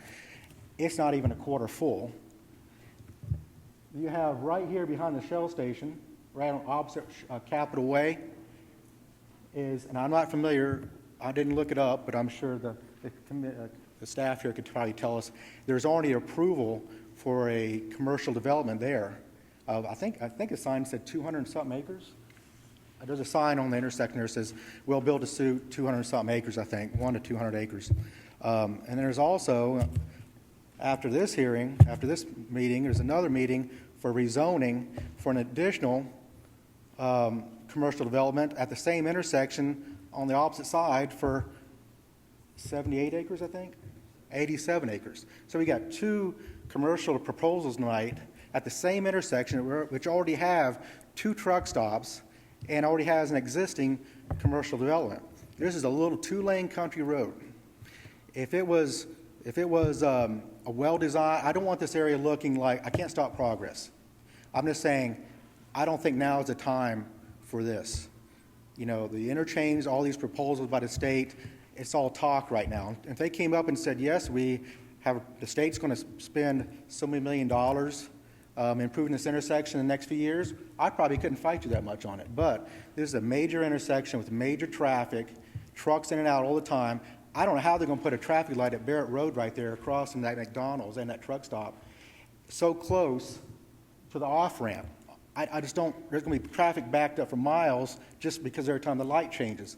If this was planned and developed in the future like Joby Jackson, which a 4-lane highway with a turn lane, just set up real nice and planned well ahead, I probably wouldn't have any problems with it. And that's another issue we have too, is Joby Jackson's right up the road. That's the next exit up. And there's all kinds of approved for commercial development already with existing water line, 8-inch water line, everything's there. On both sides of Joby Jackson, where Veterans is probably, I think, going to propose to connect in the future, all this stuff should be down there right now, which is already set in place. It shouldn't be trying to be forced down our necks in a neighborhood, in an area where there's a residential's already, you got 2 truck stops, one to already set up a commercial development, a Dollar General store, the Armory, a trucking school, semis in there all the time from the trucking school. You have Barrett Armory. You have a truck trader sales. You have you have more commercial development existing in this little exit here with a little 2-lane road than you have in all of Joby Jackson. It just doesn't make any sense. You know, they can do the traffic studies and all this.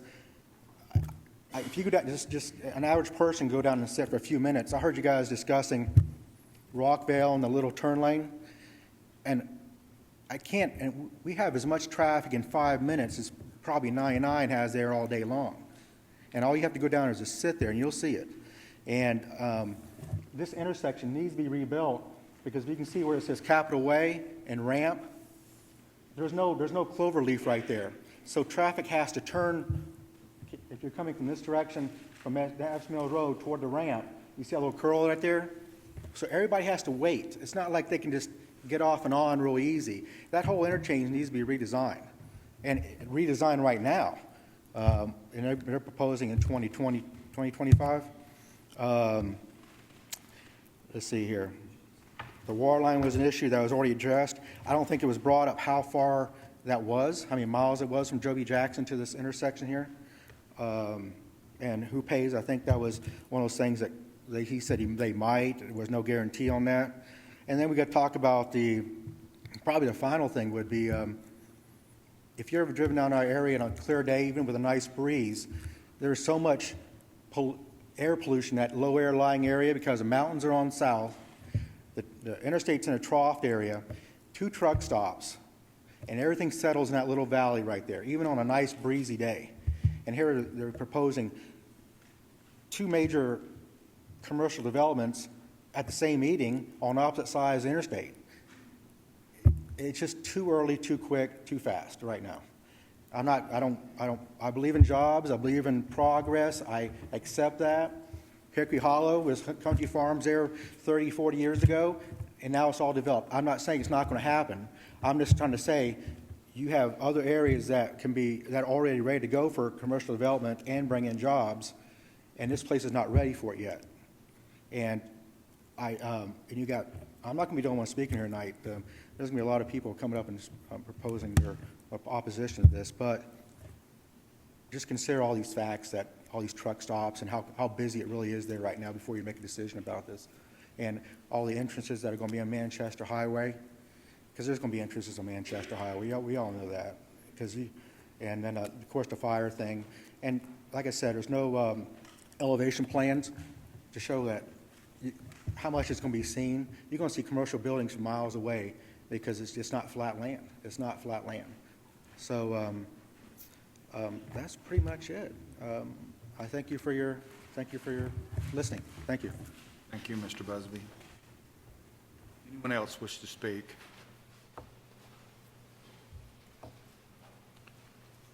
While this gentleman is coming up, if you represent a group of folks such as Mr. Busby did, we will give you as much time as you need.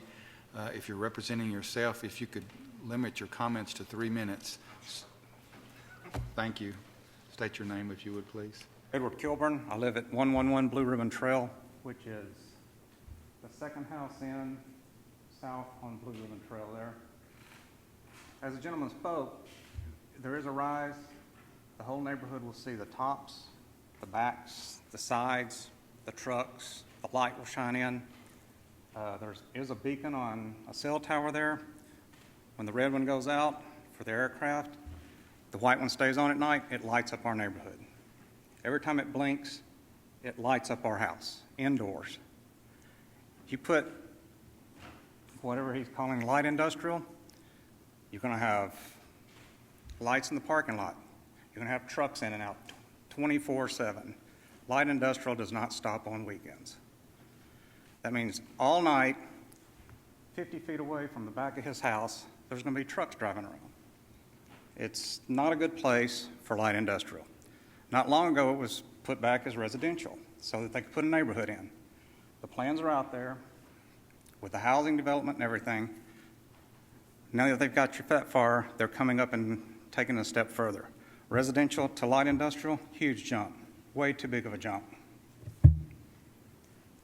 We don't want to look out our second-story house at the roof of buildings. It's just that simple. The intersection, very dangerous. We've had life flight out there twice. Once landed in my neighbor's yard, once landed in a back neighbor's yard due to the traffic. It's not set up for the infrastructure of this magnitude, and it won't be for years. So between our neighborhood, and like he said, we didn't come out there and buy cheap houses. We came out in the promise that this is a residential that's going to be on this farm. We all spent upwards of $500,000, $600,000 for land, 2 acres to 7 acre tracts with a horse riding trail around it. And now we're going to have about a $250,000 house. Thanks. Anyone else?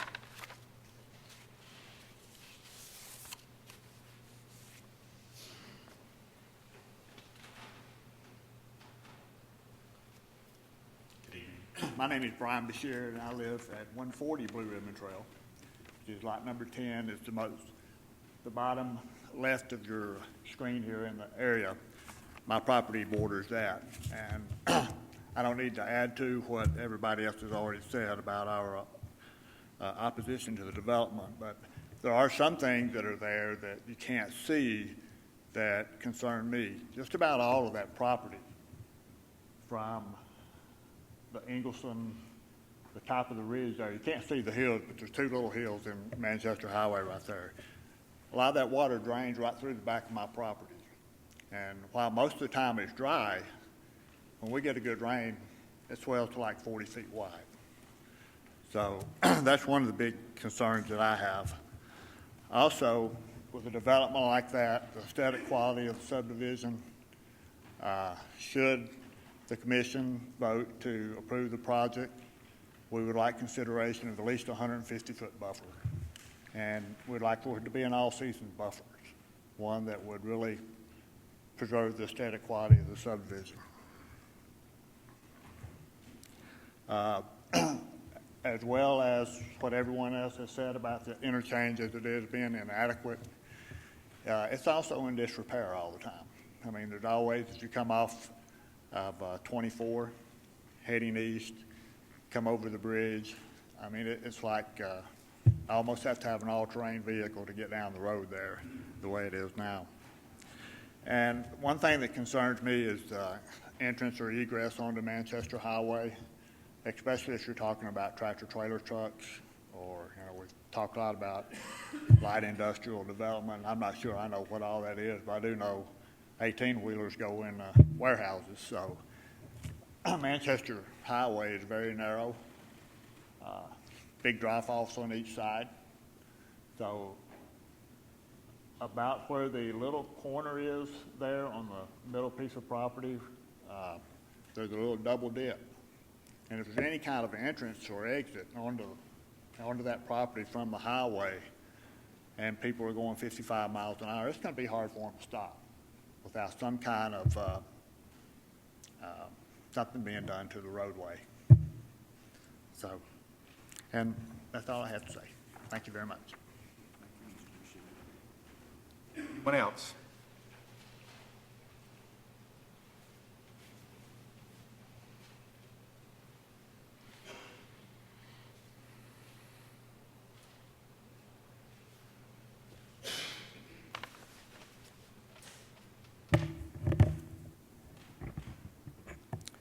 Chairman Phillips and members of the Planning Commission, my name is Raleigh Marlin, and I live at 3034 Ridgewood Drive in Christiana.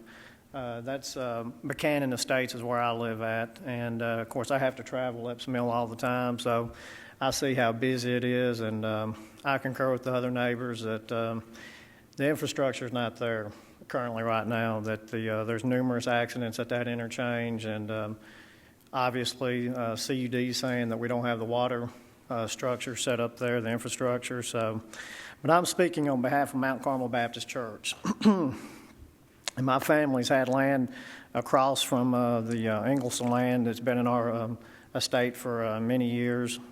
And Mount Carmel Baptist Church sits just down, or if you're looking at the map here, it'd be on the right-hand side, right where you see sort of a clearing, rectangular type clearing to the right. Just if you look at Blankenship Road and then go up from there to the right is Mount Carmel Baptist Church.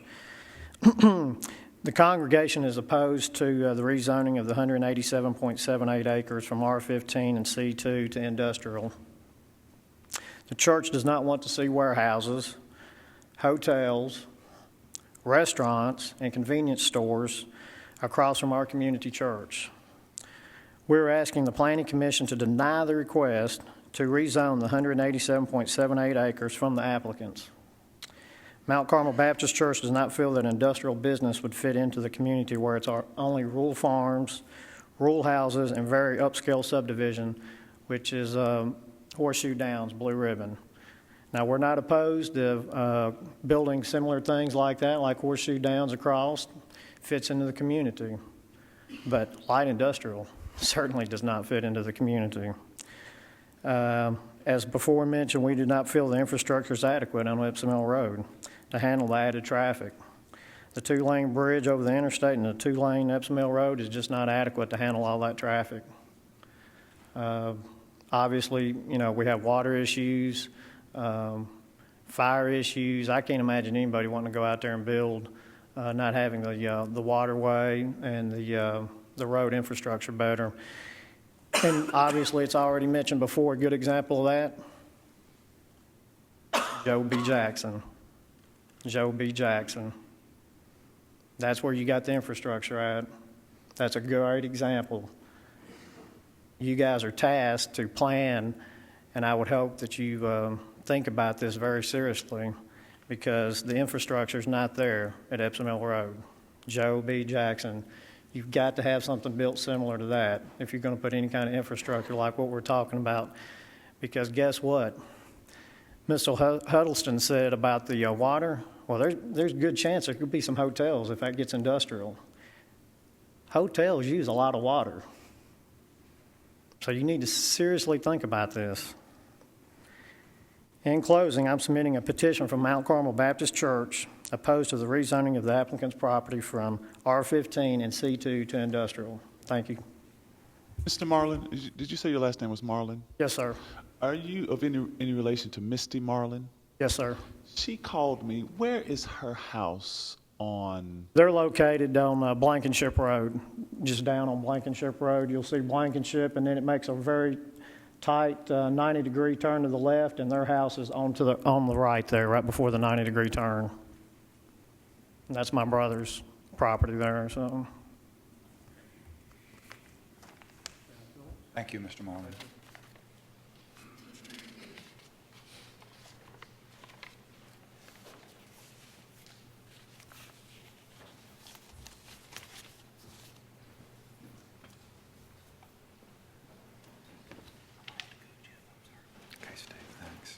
My name is Shirley Hayes. I live at 112 Blue River Trail. Thank you, Ms. Hayes. Sure.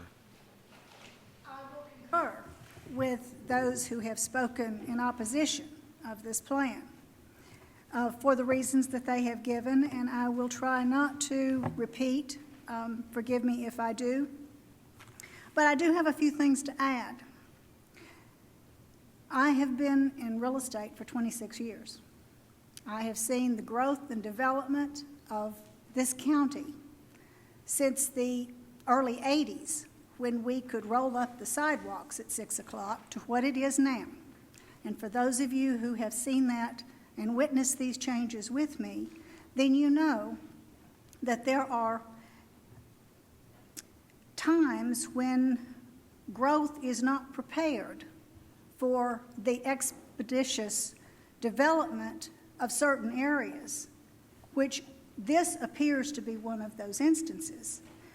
And again, as they mentioned, of course, Joe B. Jackson is set up for something like this. There are areas all over our county that could facilitate this type of growth and development for light industrial, for commercial, but this is not one of those areas. When people buy real estate, and having shown and sold anything from turnkey restaurants, small hotels, businesses, as well as construction, new construction developments, and individual homes. I've worked with all of them. They don't move to an area like this, a country ambiance of the birds singing and the night sounds, going out on the porch and smelling the fresh air, having the bright sunshine in the morning. This is what you move to the country for. This is the ideal of the country. You don't move down the road, and these people who would come in to buy the houses that you suggest lowering the value of would not want to move to these areas and pay what we paid for our homes. They wouldn't want to live in these areas because the ambiance would be destroyed. Now, Epps Mill Road, for those of you who are not familiar with what an accident on the interstate will do to back up traffic, we've had, since I've been there, I know of at least 4 serious accidents where traffic was backed up for a long period of hours. And in that time, Epps Mill Road was back to back, bumper to bumper, all the way down Manchester Highway. And it was just a wait in line for hours. Now, that's what we're set up for right now, just with an occasional accident from the interstate. And you're talking about the possibility of adding light industrial, undetermined what that light industrial will be. Now, they've already pointed out that there's a noise factor, that there's a lighting factor, that there's a view and taking away the ambiance factor. There's also a lifestyle change that would be affected.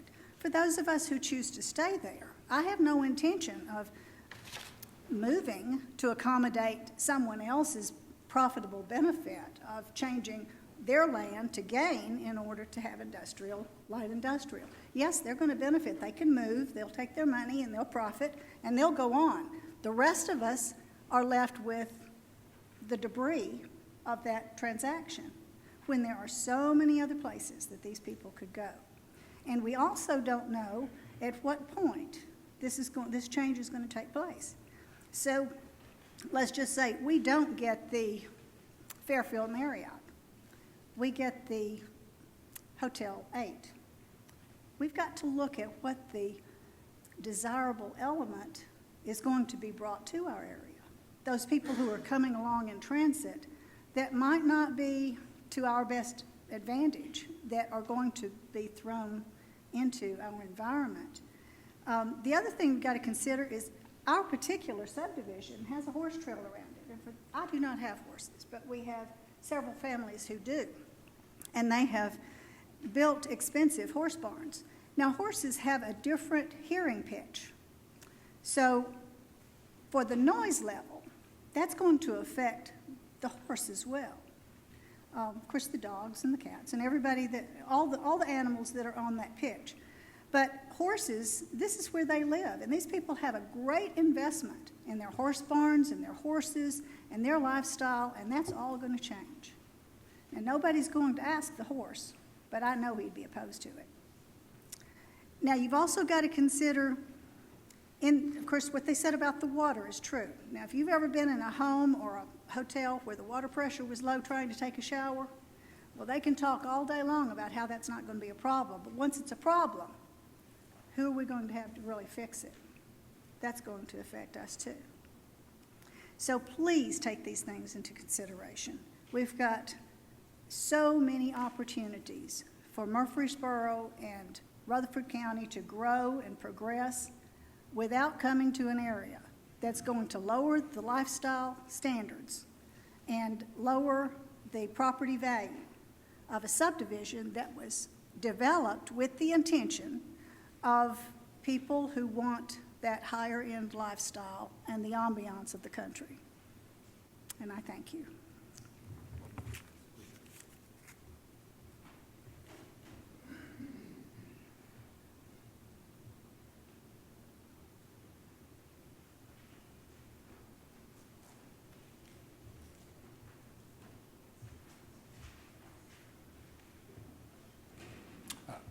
I'm Ernest Shelton. I live at 104 Blue Ribbon Trail. Just a couple of things that I live adjacent to 41. There's a lot of traffic, and from the top of the hill at the church to the top of the hill at Big Springs, there's a long straightaway there. A lot of traffic and a lot of speeders. And if they cut a road off Manchester Pike into this new unit there, there's going to be, the road is narrow, there's going to be a lot of wrecks. They already are. Just about every week there's somebody takes a mailbox out or something speeding down through there. And there's an ambulance station up the other side of Big Springs and a fire station that has one truck volunteer. Now, you can't tell me that they're going to build these warehouses down there with a volunteer fire, so that means they're going to have sprinkler systems. So that's going to be a must, because there's no fire, there's nobody manning those stations. They have to come from wherever they're working to get to it. time they get down there, the fires, it's long gone. Thank you. Thank you, Mr. Shelton.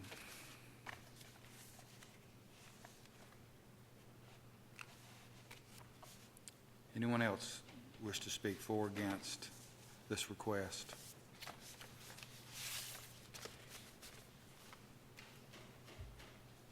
My name's John Harney, and like Mr. Huddleston, I'm here on behalf of the applicant tonight. And I'd like to address several issues, several legitimate issues that have been brought up tonight about the application and the request for the industrial zoning. First of all, and I live 1 mile down I-24 from the Buchanan Interchange myself, and I'm at McDonald's usually about 6 o'clock every morning. And I'm very aware of the traffic issues that exist at the Buchanan Road interchange.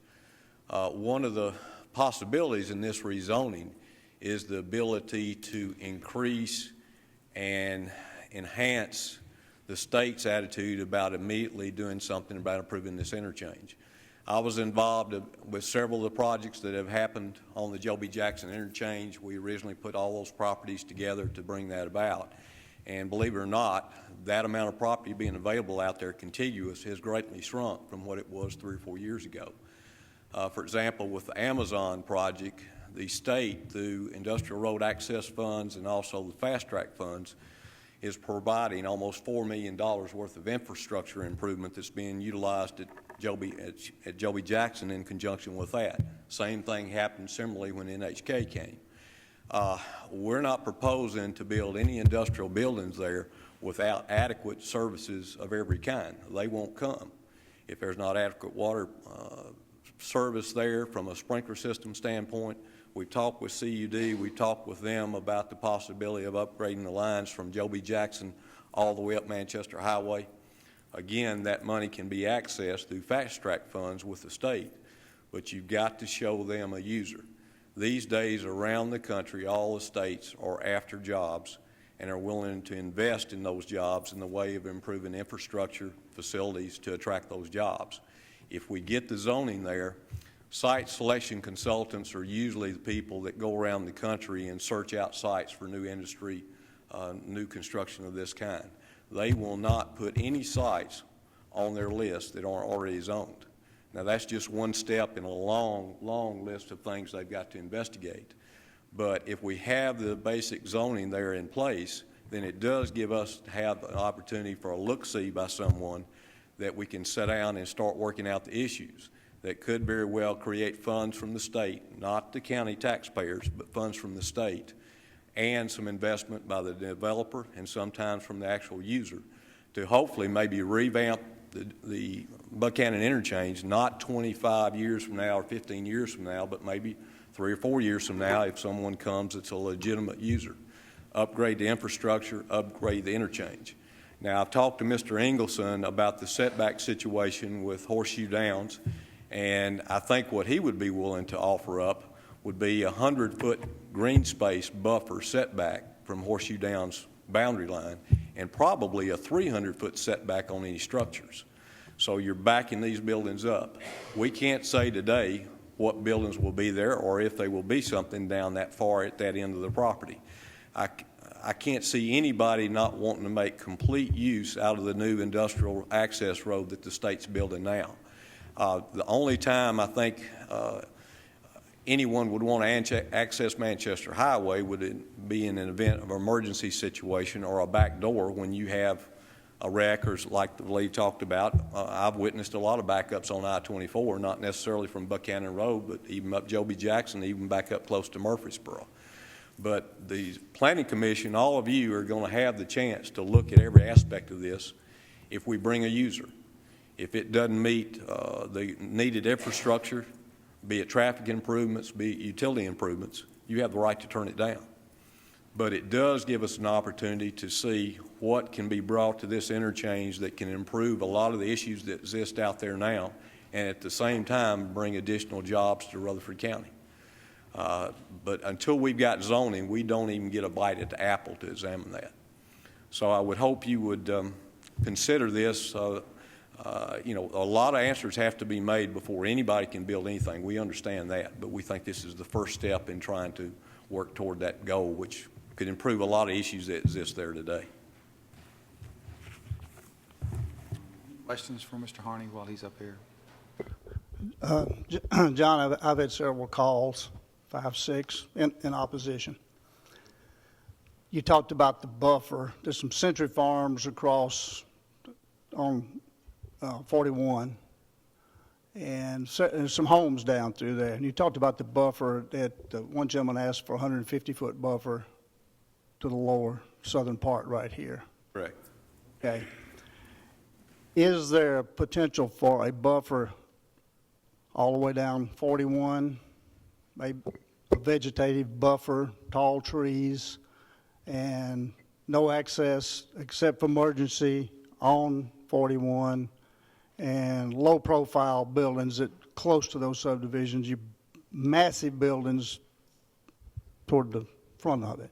Is that a possibility? I think that's a possibility. Of course, you can make a condition on any kind of approval of what y'all feel like would be reasonable from the Planning Commission standpoint.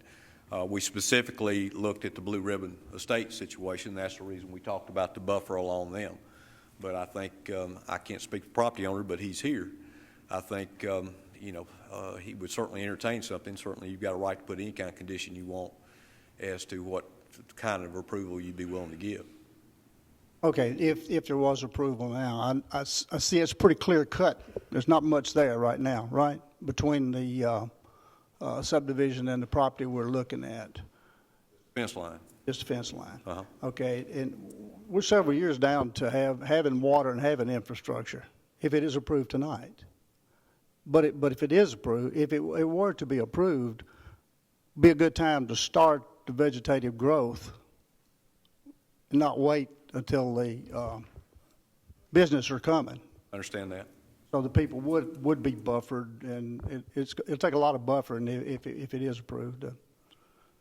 And like I said, the low-profile buildings and the lighting, I know the lighting will be addressed where it will not infringe upon them. There's a lot of things to be worked out.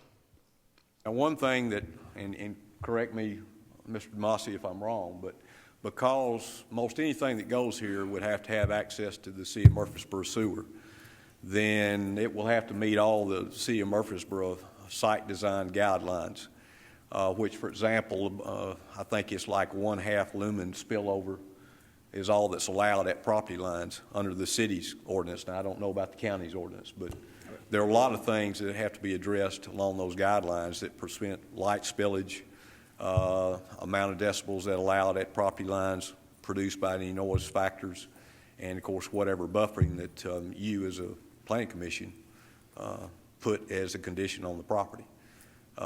Planning a buffer now rather than later, we have done that on other properties over the years in anticipation, because we can't tell you if this project will have a user this time next year or still be looking at one 5 years from now. What we know is without zoning, nobody takes a look at it, period, in these days and times.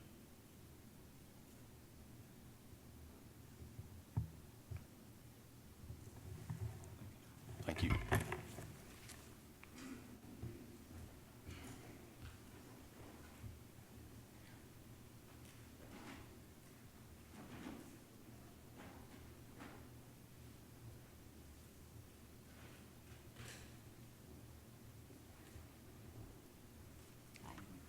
I'm Cheryl Kilburn. I live at 111 Blue Ribbon Trail. I'm trying to read something really quick that they handed to me. So I know that we moved out there for the country, and we built out there, and we thought we were going to be there forever. I'm one of those people with horses out there, and the way the road goes, where it starts at the Ben's place, you come over a hill, you come down, and then it goes back up into the hills. So we look at the hills. So every day when I come home and top that hill and I'm coming down, I'm looking not only at the farm that's we're talking about here, with the cows and all, we're looking at hills. And the way the property goes, the back of ours, I do have a riding arena back there. My favorite thing to do is be in the evening when the sun's setting and looking out over the cows over this property. And I realize those cows aren't going to be there forever. But when we're looking, even when we're talking about buffers, I'm thinking about from our property, and I'm looking, it goes back up. So I don't know what, even if this passes someday and it comes to be, what kind of buffers could be. So we really don't see it, because we're looking out over all this property, and it goes up a hill. So if you put big buildings and we kind of come up this way, it's going to be hard to make it, so we're not, I don't know what kind of buffers you can do when you're considering that. Of course, we don't want it at all. I think I'm looking at a concern here from the neighborhood, and it says develop like Kubota commercial on the Benz property. I think, is that something that would be better, would be more commercial than industry? I'm assuming.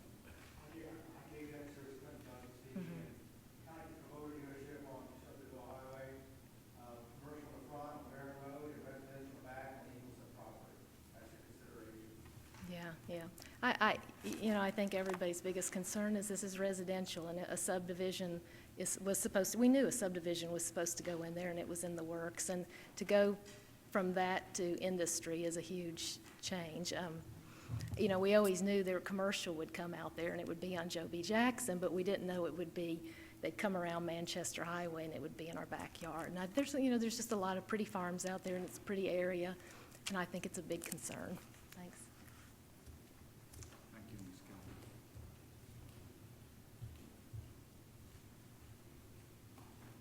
Anyone else?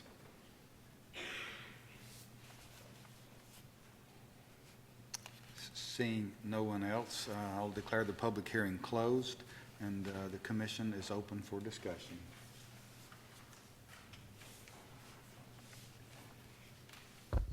Hey, Doug, were there any other concerns that didn't make the list, or were there any other conditions from the staff that did not make the list? Did some almost make it, but not bubble up to the top? I would say that what you have before you represented the biggest concerns we had.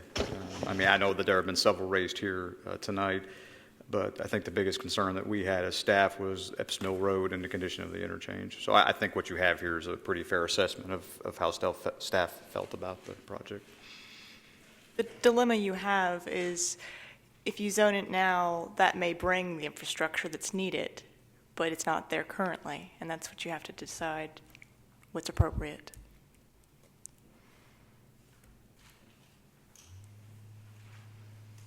Doug, staff initially made the recommendation in the report to defer this. Based on what you've heard tonight, is that still your recommendation? We've had a meeting with the applicants and their design engineer. Not with just this project, but with the one we'll consider next. I think we still have a concern about Epps Mill Road. Again, it's kind of the whole chicken before the egg thing. It's like Ms. Emsley said just a minute ago. If this is approved tonight, the chances of infrastructure coming out to this area increase, I think. However, is that a chance that you want to take at this time? I do think that there are some timing issues with this as far as with getting the infrastructure in place to the extent that it could support the kind of developments that the applicants have in mind. But at the same time, I think Mr. Harney's right when he says that these applicants or these developers who are possibly looking at this won't choose this site unless those improvements are in place. So, I would say we still have concerns about it. I do think that it might be possible from the traffic side of things, at least, that as we see individual users come in, that we will get another shot at looking at them as far as any infrastructure improvements to the road, possible escrow of funds for road improvements, traffic signals, turn lanes, those kind of things.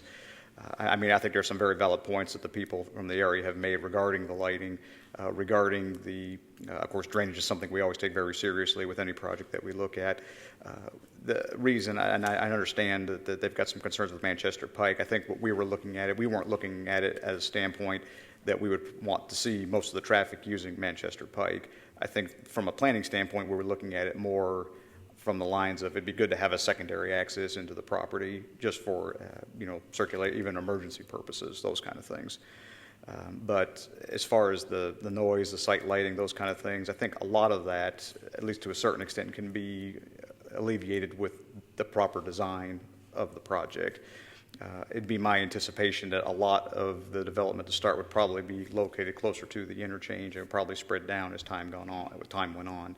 I mean, there's no guarantee of that, but I do think that some of those concerns could be alleviated with proper design of the development. Refresh my memory, we just recently commissioned a study, the county did, on the Epps Mill Road interchange. And we did that again for what purpose? Were we updating the major thoroughfare plan? Were we trying to figure out, tell me again why I remember doing that, I remember going over the plan, but I don't remember exactly what. Right, well, actually, I believe the study you're referring to, was initiated from the mayor's office, and I think, there was a understanding with the mayor and even, planning engineering staff that there are changes coming out to Epps Mill Road. And I mean, I think it's generally understood from the people in the audience who have spoke, as well as staff, that there are improvements that need to be made. And I think what this was kind of the first shot at trying to identify what improvements would need to be made to make this a more functional road for the type of traffic it experiences and what we can foresee coming in the future, as far as costs and those kind of things are concerned. Now, obviously, a proper design will still have to be accomplished, identifying rights of way and those kind of things. And that study that Mr. Bill Huddleston did, which we actually referred to, and I think we included some portions of that in the agenda, some excerpts of that. His study was really just concerning Epps Mill Road. He really didn't touch the interchange, knowing that would be something that the state would have to really get involved in. So, but I think the reason was just understanding that we know that there is change coming to this area. It was identified in our comprehensive plan as an employment center. It's on an interchange. I think we can reasonably expect, with the construction of the new extension of Forbes Drive, and as I understand the Murfreesboro sewer being extended along that as it's being constructed, there are going to be development pressures on this, and understanding that and trying to maybe be more proactive in doing something for the road. The last thing, Doug, you and I had the opportunity to attend a continuing education type conference, a summit, a few weeks ago. And it feels to me like this is very consistent with some of the things that they discussed in that forum about economic readiness and trying to be ready for economic development. Just from that standpoint, I mean, are you getting the same, do you take the same thing away from this? Well, I think, I guess to answer your question, I would say that I think it's good for the county to be in a position that there is land available for these larger type of users that have the ability to create jobs that the county is looking for. Not to ride the fence at the same time, but understanding that the plan, our comprehensive plan, does say that not all development, just because it may be in that development node, doesn't necessarily mean that every application there automatically has to be approved. I mean, you still have to look at the totality of the circumstances behind this. And I kind of go back to the whole chicken and egg thing. If this is rezoned, do the chances increase that we'll see infrastructure in that area faster than if they're not? I would say that's probably true, yes. Unfortunately, the state may not feel that this is as high as a priority without the development pressures that kind of zoning would put into place. And again, we're already seeing the pressures increase because of the fact that they're extending a new road to service that area back there with the sewer. I mean, these pressures they're not going anywhere. I guess is if this is not approved today, it'll come back sometime in the future for another application. This won't be the only time you see this.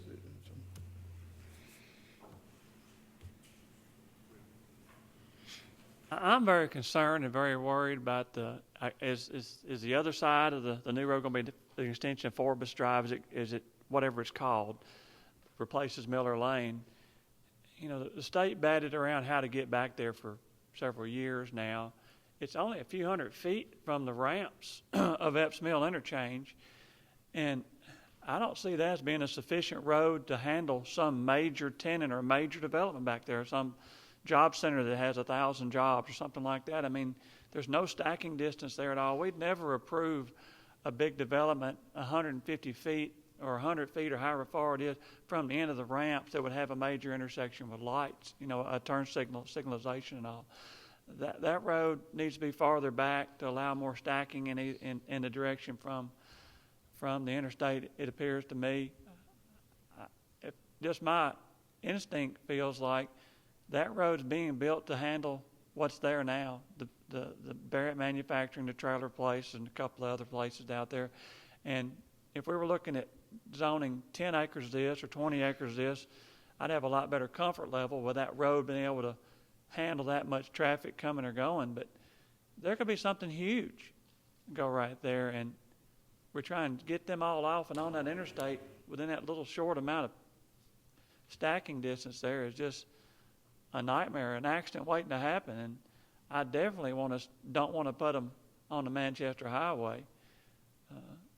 I just got no comfort level with where we are with this point in time. I mean, if this was brought in a piece at a time, maybe just that other 3 lots you see, maybe just the upper one, and there was 100 feet or setback off a buffer on Manchester Highway, I might be open to it just a piece at a time. But we could open the door to something that could be huge, and that's not an acceptable in and out to me, to come that close to the interchange. And even if there was a light might make it worse. Back them up right over top of the interstate. So yeah, back them up all the way across the interchange. So I don't know. It looks bad to me in concept. I would like to add as well, just to kind of add on what Mr. Jordan was saying. I talked with Mr. Jernigan, Joe Frank Jernigan, a couple of different times about this particular zoning, and he did express some concerns. I mean, really some of the same concerns I think that Mr. Jordan was bringing up. But I just wanted to make that clear. I know he said he couldn't be here tonight, but I did want to make that as part of the record that I did speak with him today about this.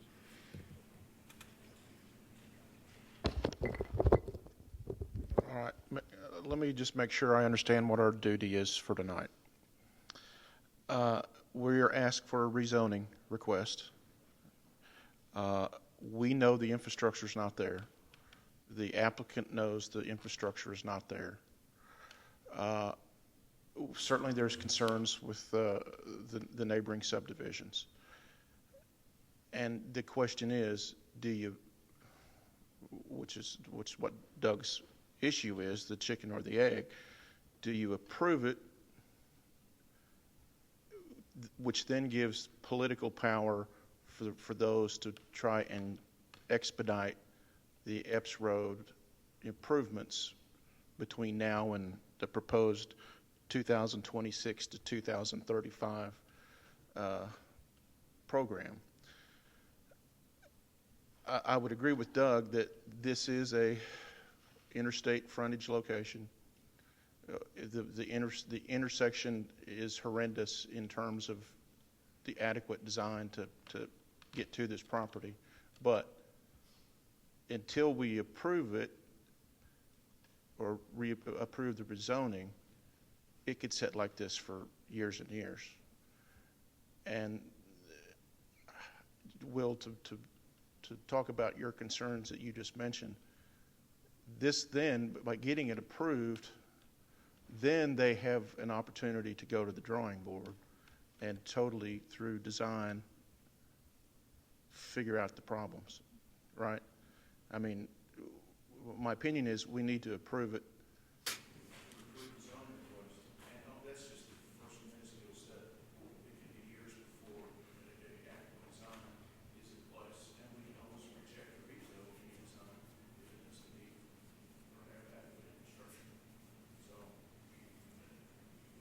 Pay me now or pay you later kind of a decision we have to make. So I just want everybody to understand, we know that the infrastructure is not there. It might not ever be there until this zoning is such that it would allow for the industrial or light industrial. If we were to consider approving this, personally, I would at least want, if you look at where, I think that's Ms. Benz's, Elliott's house up there, a distance similar to that down the entire frontage of Manchester Highway to be left out of this rezoning, to be a residential buffer or something. on the road, and to keep these warehouses from backing up right over there. I'd personally at least want that to not even be zoned industrial, 100 to 150 feet deep all the way down. They could sell off lots or something out there, or something that's not industrial, maybe residential, light commercial or neighborhood commercial or something like that. But I've got a real problem if we were to approve this, putting warehouses right up against Manchester Highway all the way down. You're talking, a mile of frontage down through there? You can get out of hand real fast.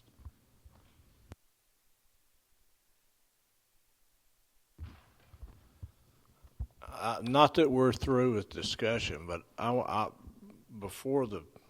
when we get through with discussion, I want to make a motion to defer, because I'm certainly not going to even consider this. I want to take my own personal trip out there and take a look at this and see what kind of requirements you might want to put on it if you did consider it.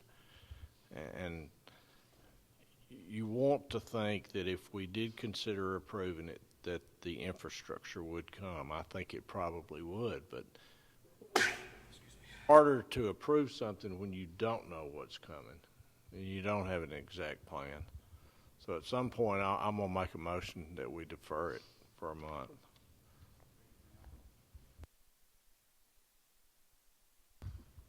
Make a motion that we defer this for a month, give us staff. I think staff's got questions, and according to what I read here, y'all got some more questions you want answered. And I'd like to just drive out there. Been by it 1,000,000 times in my life, but I still want to look at it from a different perspective right now.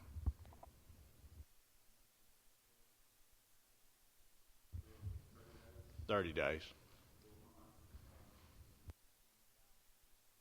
Applicants to address some of the concerns that were brought up tonight, as well as some of the staff concerns. Is that correct? Okay. Have a motion, need a second. And a second. Any discussion? One thing I've got against this is all the people that have come up here to be in opposition to this, and then we're going to vote on it next month, and they all have to come back.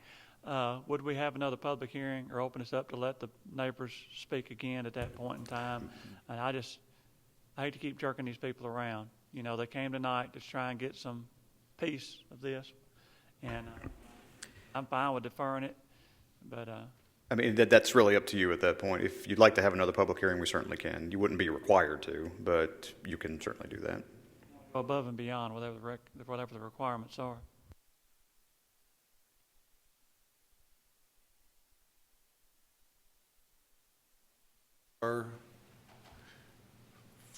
For a month to allow our staff to address the concerns that were brought up tonight by the Planning Commission and the public, and allow the developers to address some of those concerns and come back before the commission.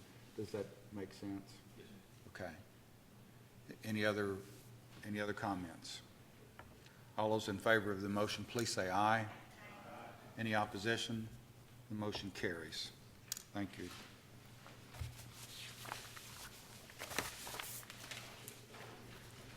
That'll be the July 9th meeting. July 9th will be the next Planning Commission meeting will that'll be considered. And that'll be 6 p.m., same place. Technicality, that's only 28 days from now, so if we deferred for a month, then, that's long. To next month's meeting. Next month's meeting, okay. Item 6D, roads development, item number 12A009, rezoning and conditional use permit, location 5700 Epps Mill Road and Miller Road. Commissioner is Joe Frank Jernigan. Size of the site is approximately 88 acres. Tax map is 156. Existing zoning is R15 and C2. Proposed zoning is industrial. Thank you. Yes, our final rezoning hearing tonight is located at 5700 Epps Mill Road, and it also has frontage on Miller Road. It's very similar to the last application that we just reviewed, in that they were requesting to go to industrial for potentially light industrial, maybe indoor manufacturing, transportation, warehousing, and possibly some commercial uses as well. Similar to the last application, approximately 22 acres of this site was rezoned to commercial in 1971 as part of the blanket rezoning. The remainder of the property, of course, is zoned R15. The concept plan for this one, which you should have in front of you, actually shows the property being divided into about 15 lots, with Lot 1 being the location of the existing Dollar General that already has approval for commercial zoning. The lots range in size everywhere from 2 acres to 18 acres, so they vary quite a bit. Similar concerns with Epps Mill Road, so I won't go into them again. We did receive a memorandum from Huddleston Steel about the traffic signal at Capitol Way, which would not be required at this time, but they did recommend reviewing the warrants every so often as the project develops out. The concept plan does show Capitol Way as cul-de-sacing, or being a cul-de-sac. Staff does have concerns. We'd prefer to see the roadway temporary cul-de-sac, and then that way it could be extended down to Sledge Road in the future if it was necessary, so maybe a stub out with a temporary cul-de-sac would be preferred. This project will also connect to the city Murfreesboro sewer. They have a 12-inch sewer main on this side of the road, so they have more capacity on this side of the road. However, they have similar water capacity limitations for the property as the one across the interchange. Now, this is once again within the employment center for the comprehensive plan, so these uses would fall within the recommended uses we see in the long term for this area. But same as the previous project, we have concerns with Epps Mill Road and the infrastructure in the area at this time. So we'll just go quickly into the photos. This is, it's an open field now. You can see the existing Dollar General that has already been constructed. And of course, it's right across from Capitol Way.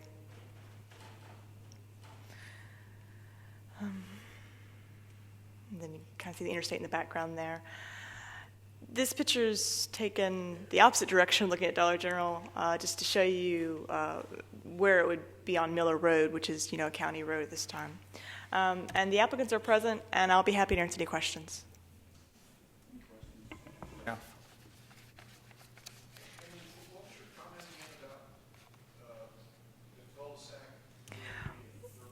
Well, we've heard some talk of future development past Sledge Road. The employment center is shown as being a larger area, and the way that Miller Road currently zigzags, it might not be the best access point. So we were hoping that this one would leave it open for that road to extend all the way down to Sledge Road in the future if it was ever wanted. So instead of doing a permanent cul-de-sac, possibly do more of a temporary cul-de-sac with the potential, like an access easement even maybe, for future expansion if it was ever needed.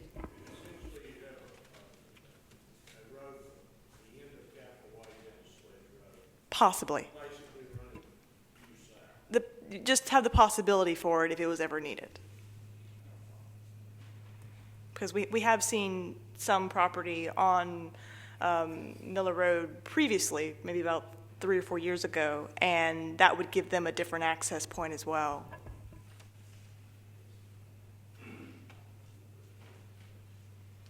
Questions for staff?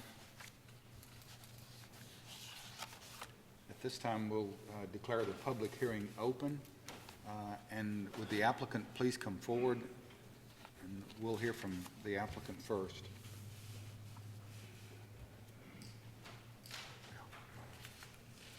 Evening again, Chairman Phillips and members of the Planning Commission. I'm Bill Huddleston with Huddleston Steel Engineering, and I'm here on behalf of my clients Charlie Farrer and H. Allen Jones. And this property is located on the other side of the interstate from the property we just discussed. And you have seen this property before. Of course, you had the Dollar General out there. Also, this property is currently zoned, some of it's currently zoned commercial already, say about a third of it, the eastern third. We are showing lots on this property in our concept plan, but again, this could just be 1 or 2 large users. We do fit into the employment activity center guidelines that you have in your proposed draft zoning ordinance. We did do a traffic study on this, and like before, the traffic right now is just not out on Epps Mill Road to warrant a signal there at Capitol Way, and we've recommended thresholds so that as proposals come in, we recommend thresholds when signal warrant analysis need to be performed when you see those proposals. Again, you will see any site plan brought before you once this property is zoned, and again, that'll be a time when we look real hard at these infrastructure improvements that we all know have to happen for these types of developments. We do think it's a good idea that staff had to not limit ourselves to a cul-de-sac coming into the property at Capitol Way. It probably ought to be extended towards Sledge Road, especially when you see the existing roadway network out in that area. I'll be happy to answer any questions at this time.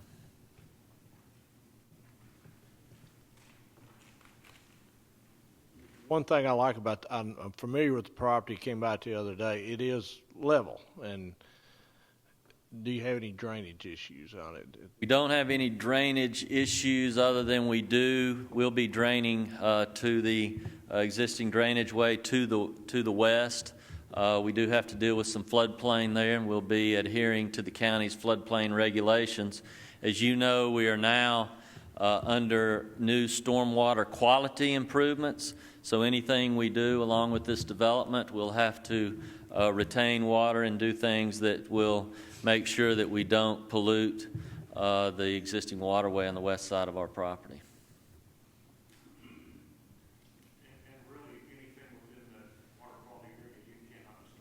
That's correct. We have existing water quality buffers along that stream.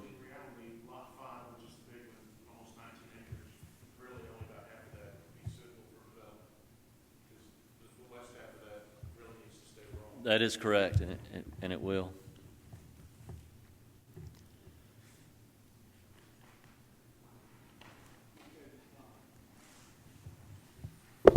Bill, if one big player comes in, would that generate activity like Mr. Harney was talking about to getting the road and infrastructure built? Yes, that is indeed the plan. Same concept, same. That is indeed the plan. Go for state money first, especially if you're creating worthy jobs for the county. And if that doesn't happen, then either the seller or the purchaser has to put in the proper infrastructure needed to support the development. Okay, using the concept of it being able to extend Capitol Way to Sledge Road, does that handcuff you on one big player with the road being split like that? Not necessarily, because we do have approximately 90 acres there. So if the road went through, we would maybe be able to utilize some flexibility on which way it would wind going towards the south. If we needed 60 acres and needed to shift the road a little bit west as it headed south, we could do that.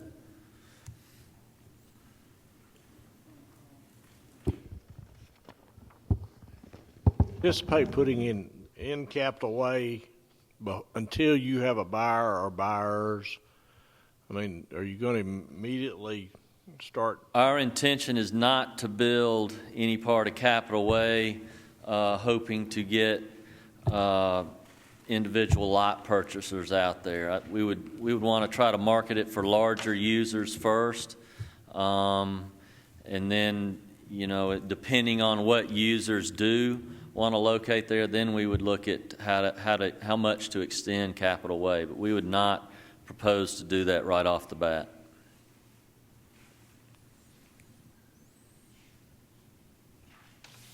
But this still the chicken and egg thing. This could generate activity to get the road fixed. Same situation as far as if we can get people to start looking at these things, then you know what you need to do as far as providing the proper infrastructure and going for the money that you're going to need to support it.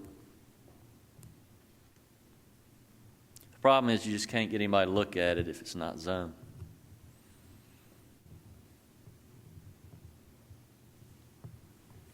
Thank you very much. Thank you, Mr. Wilson. Anyone else like to speak for or against this request? Anyone? To staff, have we had any calls on this property, either for or against, or? Honestly, we've had a lot fewer calls for this particular project. Whenever I was talking with anyone from the other project, I would mention that there was another rezoning in the area. But people calling about the sign, I probably only received 3 phone calls specifically calling about the sign placed on Epps Mill Road and Miller Road. And none of them officially voiced opposition. They were more curious as to what was going to be placed on this property.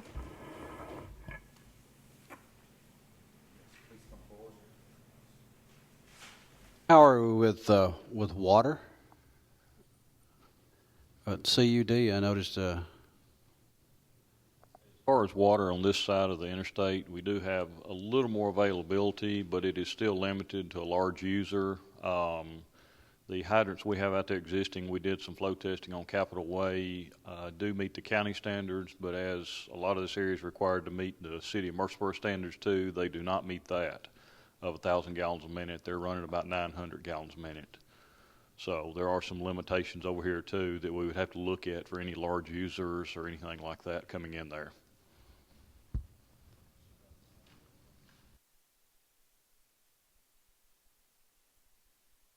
Busby, I just want to thank the board again for letting me come up here.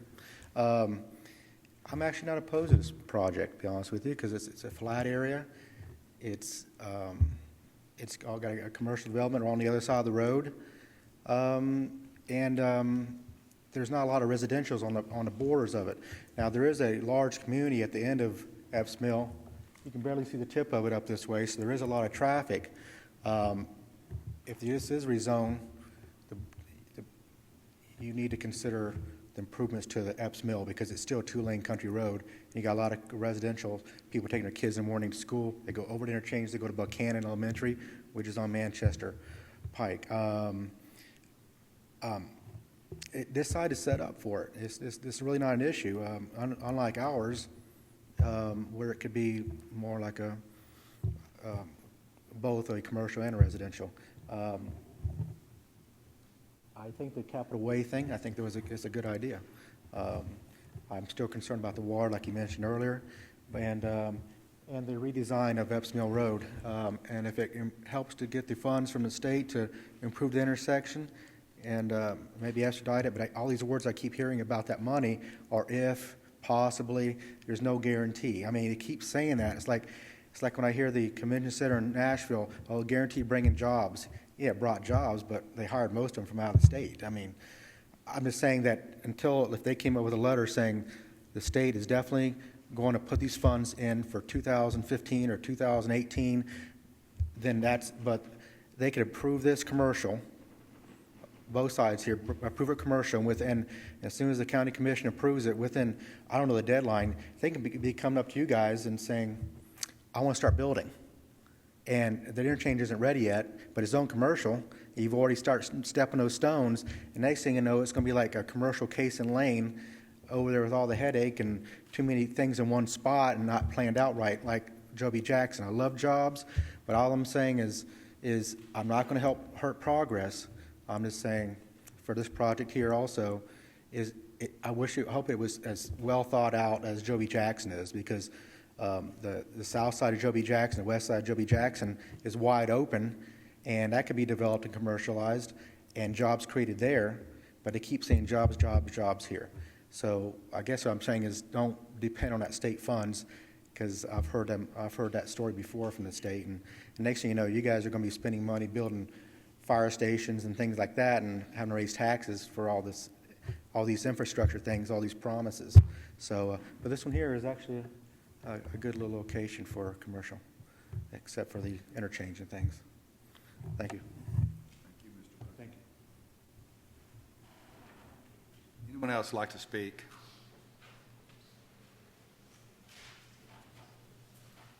I see no one else rising. I'll declare the public hearing closed, and we're open for business and questions, comments, recommendations.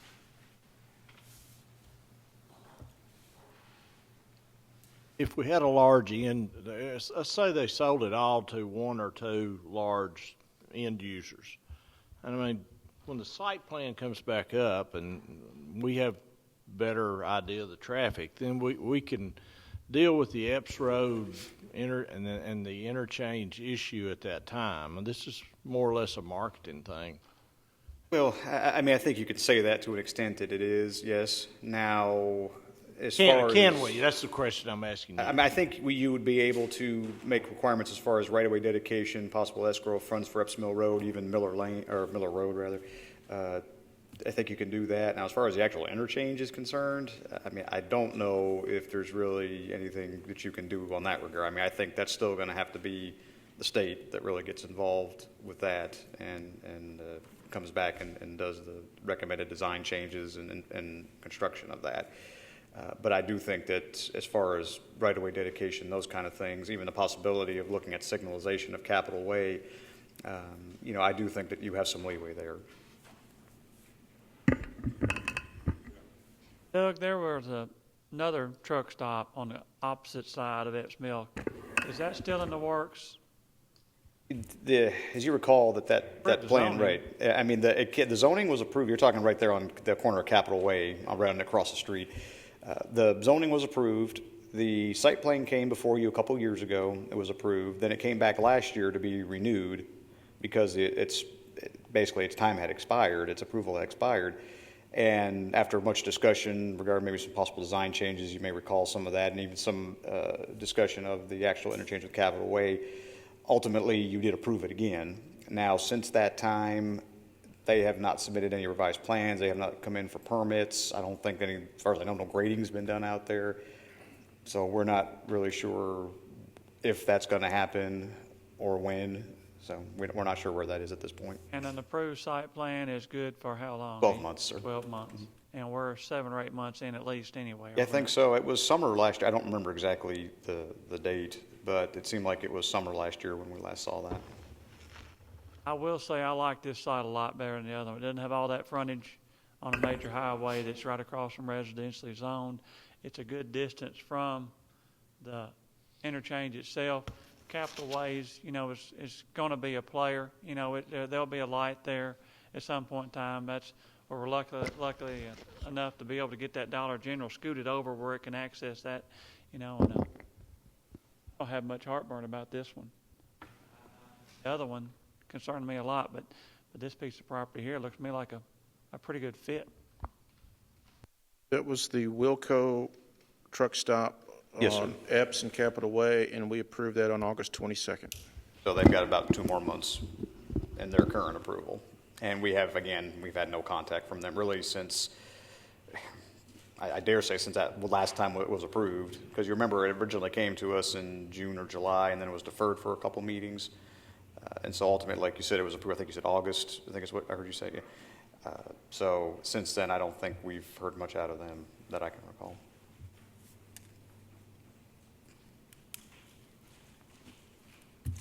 What kind of right-of-way, what width right-of-way is it on here? What would you like to have in terms of right-of-way dedication on Epps Mill and Miller Road? Well, with the study that Huddleston Steel performed for the county recommended an 80-foot right-of-way cross-section, which would allow, based on what their design recommendation here, looks like a 3-lane, 2 11-foot lanes, and then a center turn lane. So this would be, well, this is Epps Mill. Miller would 60 foot. So we would recommend, the right-of-way necessary for, of course, you don't give them half on either side, so 40 foot on either side, and then 30 foot on either side for Miller.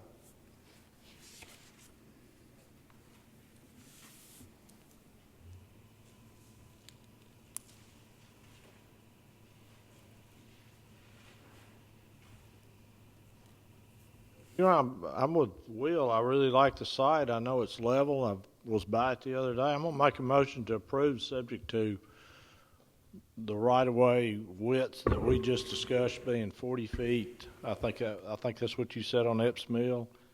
Right-of-way dedication and 30 feet on Miller Road. And any other comments y'all might have?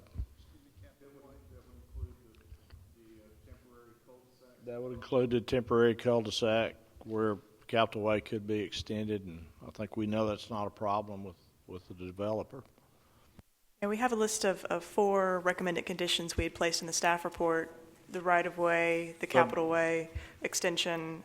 We also took a recommendation from Mr. Huddleston's traffic study about when traffic signals should be studied again.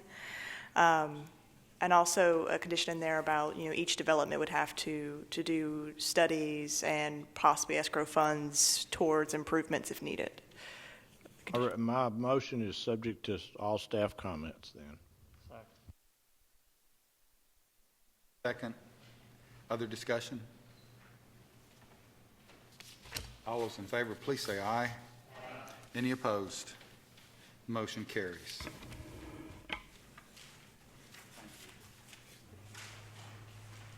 Next item on our agenda is staff reports, other business, and A on item 7, it looks like a work session to continue draft. How long is this going to take, Doug? I can try to make this quick. I mean, quite frankly, at this point, commissioners may just want to just hear the brief presentation and then move forward with the executive session. I can just give a quick overview of what's presented tonight, and then We're going to take a quick break after this overview, okay?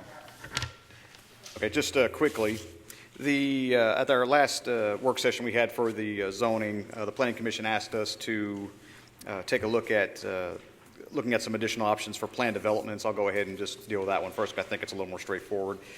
We did provide for you just a short memo on your table, PUD open space options. You'll recall that when we first talked about this several months ago, of course, the existing language is 20% open space, with half of that being what's called usable open space as defined in our ordinance. There was a lot of discussion about that. We've received several concerns about the amount of open space being provided. So what we recommended, we basically listed several options. Keep the existing language as is. Keep 20% open space, but eliminate the need for, or the requirement for usable open space. So any combination of the two would be fine. Reduce the amount of required open space and usable open space in half. Essentially, you go down to 10% instead of 20, with half of that still being usable. Eliminate any percentage requirement for open space and just review each PUD application on its own merits, and then dividing some sort of a sliding scale. The decision at that time was to keep the 20%, but after the last couple of work sessions, I think the consensus of the Planning Commission at 20% probably is a little too high. So after a lot of discussion, what we are proposing at this point is, and it's kind of in the middle of the page there, it's its own bullet point, says eliminate the overall percentage of open space required, but still require that a percentage of whatever is provided still be defined as usable open space, and we would still recommend 50%. So if you had a project that provided a total of 20 acres of open space, 10% of that would have to be usable. That kind of gives the Planning Commission a little more leeway on projects. They can kind of look and see, every project would have its own limitations as far as what might be appropriate open space, an appropriate amount of open space, and what's not. So this wouldn't necessarily lock a development into an X amount percentage of open space, but would still require that a certain percentage of whatever is provided would still have to be usable and would still have to meet the criteria that's located in the zoning ordinance. So basically the changes that would have to be provided for that, we would just change it on the back of the page. You see what the language would be. Open space is an important feature in PUDs. It's expected that open space will be provided in each PUD application. In all PUDs, at least 50% of any open space provided must be usable open space as defined in this chapter. And we kept the completely non-residential PUDs would be exempt from that requirement. That's currently in the proposal at this point. There was some discussion about the ability to possibly use step areas to be counted as open space if perhaps they used a more decorative fence. After speaking with CUD, what their comment was essentially was that their permit requires them to use either a woven chain or some sort of chain link fence. Regardless if there's a more decorative fence around it, they're still going to have that woven wire or chain link fence as well. So that's really up to you at this point if you'd like to allow them to count a part of the step area as open space, but understanding the fact that it's still not really usable because it would be set aside for the step areas. So that's just kind of just a quick overview of what we're proposing at this point as a possible compromise for open space and planned developments. The other item we talked about, and it's just really a more continuing discussion on the distance requirements for rock quarries. You'll see a large map on your table, colored map. We didn't do all the different quarries, but quite frankly, this is fairly representative of what we do see with the others. You can see that this is along Twin Oak Drive, and there's several distance markers here that go from different structures to property lines, from quarry areas to property lines to structures. You can kind of see just currently existing. This is how close some of these are to existing property lines or existing structures.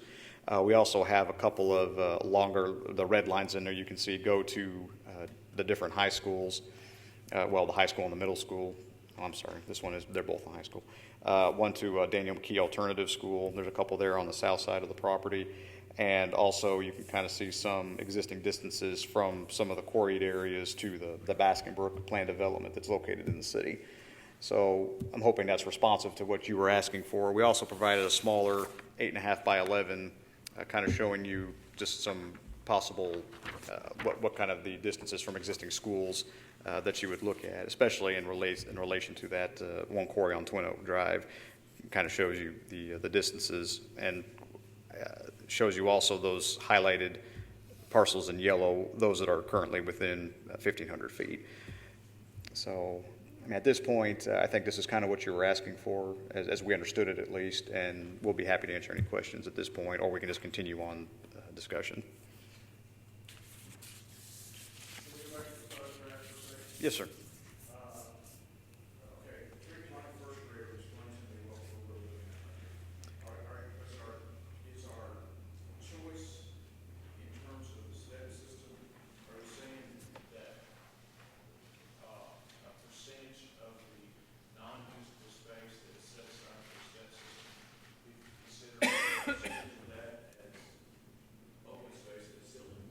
Right, it would be, that's an option. You know, if you wanted to count the step area as open space, it would not be usable open space, it would just be open space as defined in our regulations. That is an option. We're not necessarily recommending you do that one way or the other. The point was brought up when Miss Emsley and I were discussing this, that may be based on what we're proposing, at least for the open space, just no requirement, but half of whatever you provide be usable open space. That may actually be kind of a deterrent to do that, because you don't necessarily may not want to count all the step area or a certain percentage as open space if you're going to have to provide a certain amount of usable open space on top of that, based on the overall percentage of your open space. But again, that's really more, that was something that the commission asked us to look into. So I don't have my book with me tonight. What's the definition of usable open space as defined in the?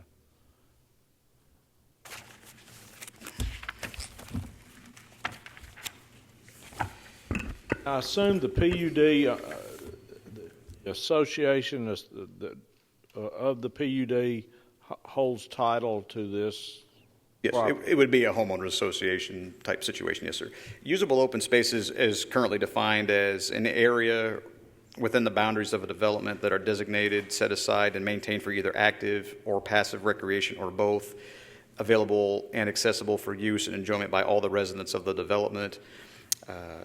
Examples would be pedestrian, bike, multi-purpose trails, passive recreation areas, including pocket parks, or any active recreation areas such as ball fields, playgrounds. And I mean, there's a certain amount of impervious area requirement there as well that you can't go over, but that's generally what we're talking about for usable open space.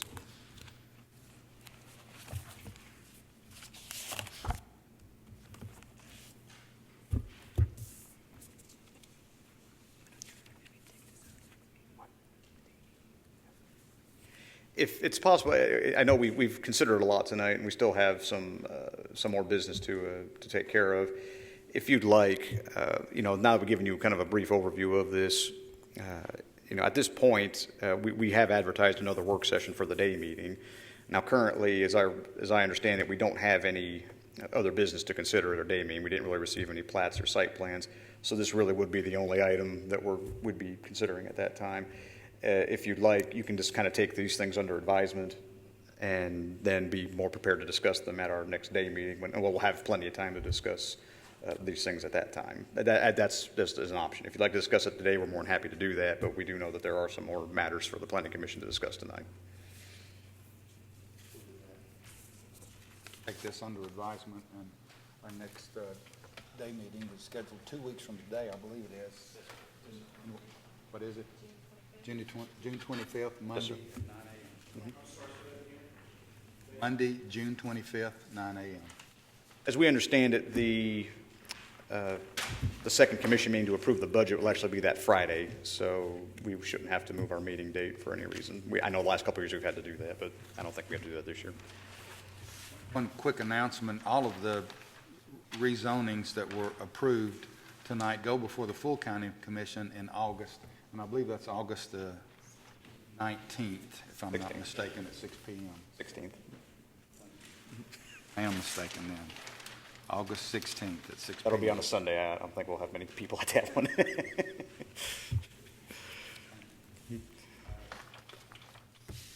Next item on our agenda is an executive session with our attorney, and this is a result of litigation that's ongoing between the Rutherford County and Fisher. So for us to confer with our attorney and hold attorney-client privilege, we will go off the air and we'll go into an executive session, which will mean that all staff and all visitors will be excluded from this session so that our attorney can confer with us, his client. We'll go back into session out of session. There will be no actual decisions made, no recommendations made, but if there needs to be decisions made, they'll be made after the executive session, and this body is back in session. Is that right, Josh? All correct, yes. Okay, very good. That's right. At this time, we'll take a 5-minute break and return in about 5 minutes, which will be at about 9 o'clock, maybe 1 after. Rutherford County Regional Planning Commission is called back into order. The executive session with our attorney, I want to remind folks that there were no deliberations, no decisions made. The discussion was based upon the attorneys highlighting where the case is, where it has been, and maybe with some options that we as a defendant have. And I'd like to kind of turn it over to Josh at this particular point in time and ask him to kind of highlight where the case is at this particular point, and maybe what our options as a planning commission has. Okay. Let me say for the record that we've just come out of an executive session, as mentioned by the chair. Executive sessions with attorneys of record in pending litigations are permitted under Tennessee case law, specifically Smith County Education Association versus Anderson. That permits a discussion between the members of the body and the attorney of record for purposes of discussing and updating on litigation without the members deliberating toward a decision. And so we've just completed that process, that executive session, and I understand then the next item on your agenda is to discuss what action, if any, should be taken in the case that was discussed, which was the Fisher versus et al. Versus Rutherford County Planning Commission et al., as noted on the agenda. Mr. Chairman, you asked me to outline briefly what may be the legal options at this point in time, and so I'll do that very briefly. And of course, there may be others, but certainly one option would be to appeal the decision rendered by the Chancery Court, the order itself put down on June 1, 2012. A second option left open by Chancellor Corlew's memorandum opinion and would be supported by case law on open meetings cases is to renotice the May 24, 2010 Planning Commission meeting and basically revisit the ICM site plan and revote. And a third possible option would be to consider doing both of those things and under some timeline, a notice of appeal has to be put down in 30 days if this body wishes to do that. There may be other options. Those are the three obvious ones. And with that, it's for the body to deliberate and decide what you want to do. Okay, we're open for discussion. Rhonda? Josh, I have a question I forgot to ask you. It's an obvious one. Does this void other business that took place at that meeting? In my opinion, no. The opinion is specific to the matter regarding the ICM.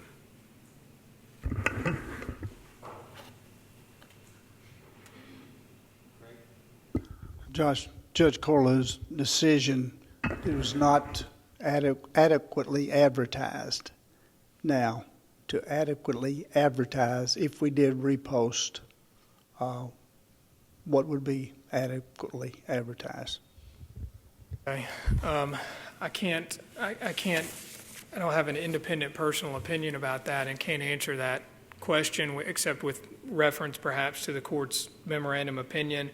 There were some things he noted in that opinion that were absent, such as, you could do more notice this is on page 5 of his opinion, by the way. This is not something that I'm thinking up on my own, but he mentions there that there could be more information put on the website, that you could use Channel 19, that there are other forums in terms of print media and so forth.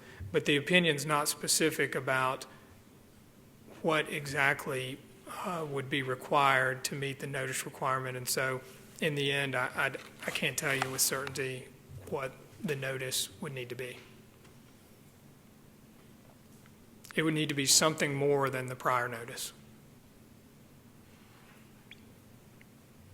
By extension, you also can't tell us then what future notice should be. Not presently, I guess, in terms of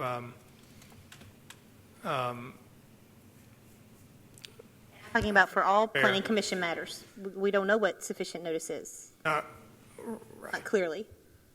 Well, I can't tell that from this opinion that he's directing the planning commission to notice meetings in any particular way in the future. So I'm not sure that the opinion answers that question. Well, this is just my interpretation of his ruling. I'm not asking you to agree or disagree. This is just how I interpret it, and this is what leaves me with a lot of questions on how to properly notice in the future. And I'm going to paraphrase. What I got out of the ruling was that this particular case was, I'll use the term high profile, or should have been more of the public interest. And the problem I have is, as a planning commission body, we are only supposed to look at the site plan as a whole. This was not a rezoning issue, it was a site plan review. And we did due diligence on the site plan review. And we approved it unanimously, as I recall. What I'm confused about is,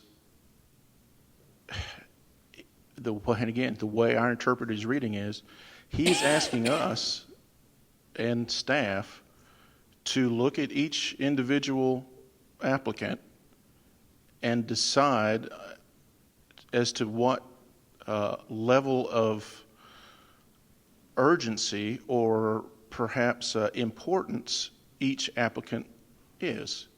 And I interpreted that as saying that what he said was that perhaps our advertising would need to be increased depending on, quote, the impact of the site. So said another way, I kind of read it as if the Baptists want to build something, they should have a half-page ad.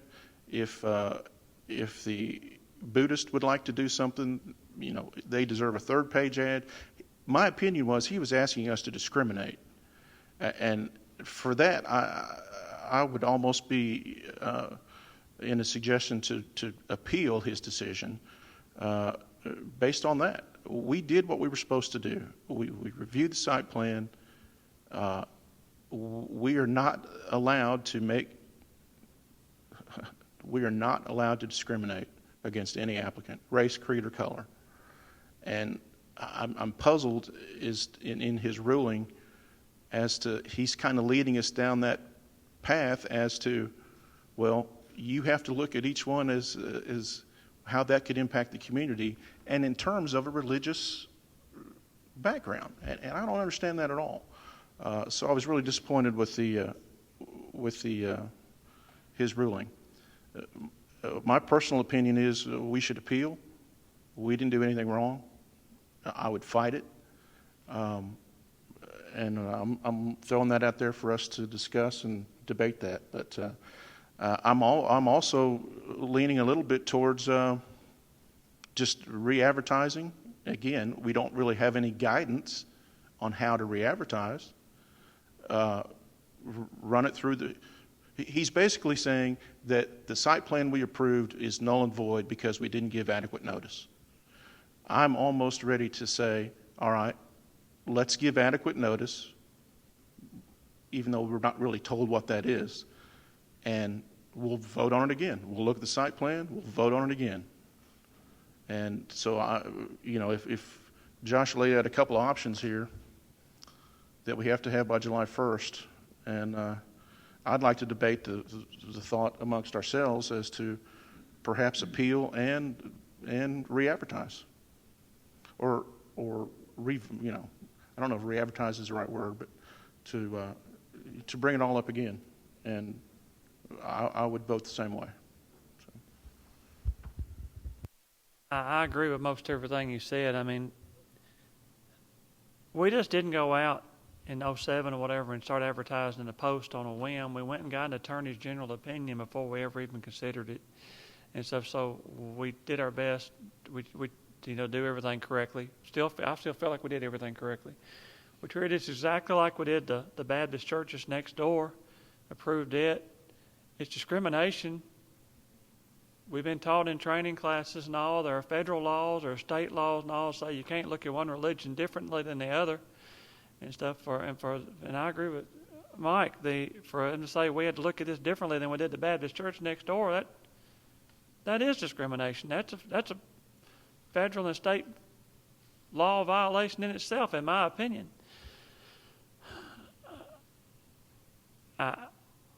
I support appealing, but I don't think we have to make the decision right now whether to re-advertise and have the next meeting. I think all we have to decide now, in my opinion, is whether to appeal or not.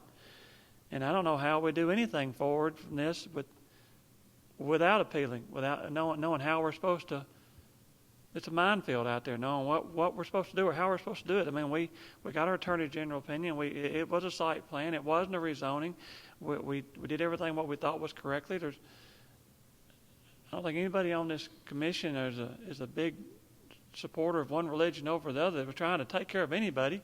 I mean, we were just trying to do our duty as legally and morally and equally as we possibly could. And I regretted being on the Planning Commission a whole lot the last 2 years, I'll tell you. I mean, it's just been it's terrible. I got people that don't like me anymore because I voted for the site plan. It was a site plan, for goodness sakes. You're not supposed to even look at what the user is. Either they are zoned correctly or they're not.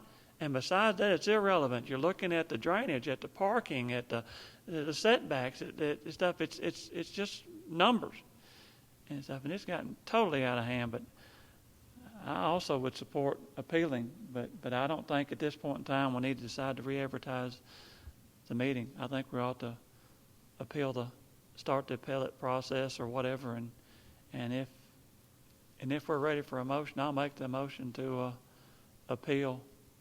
start the appeals process.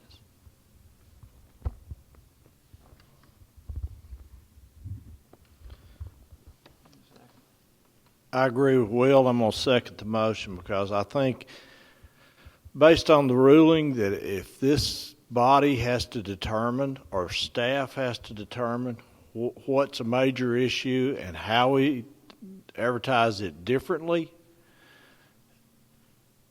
then it becomes impossible for us to do our job.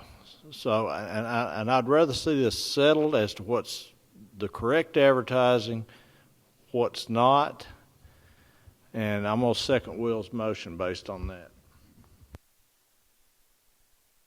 Have a motion and a second. We're still open for discussion. Well, I absolutely think as a body we did everything right. I've thought we did everything right from the very beginning. You know, my concern about not going ahead and renoticing is that I don't want to hold the ICM hostage, waiting on a decision, waiting on to know, you know, what's going to happen to this building that they're investing, you know, millions of dollars into. And so they didn't do anything wrong.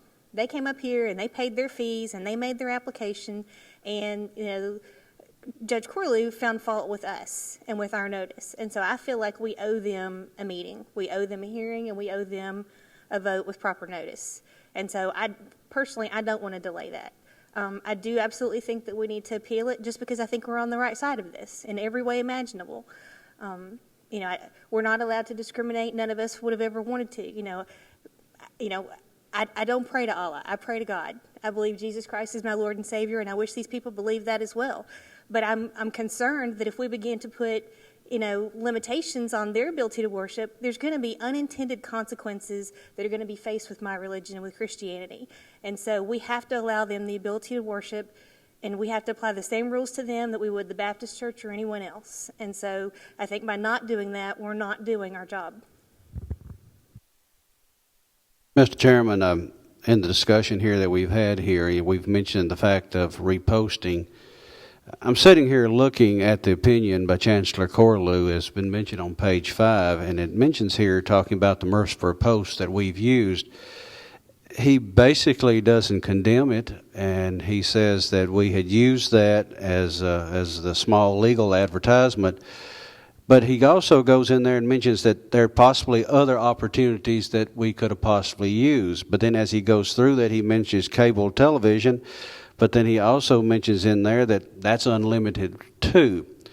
The idea of reposting is that we could repost, but we may not be right in the way that we notify, because there is no definition in here on how to repost or how to call the meeting or how to notify people properly. Is that putting it in the Murfreesboro Post, put it in the Daily News Journal, put it in the Nashville Tennessean, put it in the New York Times, whatever. So we really don't know. We could call the meeting, we could make definition of how we want to do it, but is that exactly what is being called for in this opinion or whatever? So the only thing that I can see, just as been mentioned here, is that we appeal and get that ruling. The only follow-up thought I would have to that, Pettis, is even if we appeal, you know, Josh, are we going to have a definition of what notice is? There's no guarantee we will, even once we do appeal. There's no guarantee in any court case. So if the opinion is appealed, the Court of Appeals will, the guarantee is that they will hear it because it's an appeal of right, and they will render an opinion. But what that opinion says, obviously, is anybody's guess. Whether they will affirm or reverse, don't know. Whether they will articulate a standard or not, can't say for sure. So it would just be, I guess, putting it in front of the Court of Appeals and giving them the opportunity to do with it as they wish. I got two separate issues here. The motion is to appeal, and we can decide in 5 minutes or next month whether to re-advertise and repost and redo the meeting. Josh, is that possible? I think so. The notice, the time period for appealing a decision is 30 days, and that's not in the opinion. That's provided by the Tennessee Rules of Civil Procedure and Appellate Procedure. The issue of re-noticing the meeting, the court expressly leaves that open as an option in his opinion, but he doesn't articulate a specific timeline other than under the Open Meetings Act, there is a reporting requirement for a period of a year so that if further action is taken on this property, at least within the year, you know, there's a reporting requirement in his order that we would file some things with the court explaining when the meeting is and I guess how we were noticing it and things like that. Theoretically, to make a decision either tonight or in our next meeting in 2 weeks if we wanted to repost and have another meeting and do that over again. I don't know of something that prohibits you from doing that, if you choose to go that route. One thing I meant to mention earlier, the Post is free. You have to buy the Daily News Journal. It may be fairly cheap, but it's still $1. Whatever. I'd much rather get my information from something. This is a off subject here. And internet, a lot of people don't have internet. And a lot of people don't have cable TV out in outlying areas and stuff. So it does put somewhat of a hardship on somebody to have to go pay money for a public notice that was posted in a newspaper. The only one I know of that's free is the Post. That was a little off subject, but I meant to mention that earlier. Have the discussion, the motion. Yes, sir, Mr. Chairman. I like the idea of appealing, but I also like the idea of reposting. And like Will said, we could wait 2 weeks and make that decision, or we could make it tonight. Josh, I have another question. This, because the county commission, they're also defendants, they'll have to make the same decision separate from us? Is that right? Yes, the Planning Commission, the Rutherford County Regional Planning Commission as a body is one of the defendants in the case, which is why this body is now deliberating on what action to take in response to the court's order. But the county commission is also a defendant, so it will independently have to make its own decision on what it wishes to do.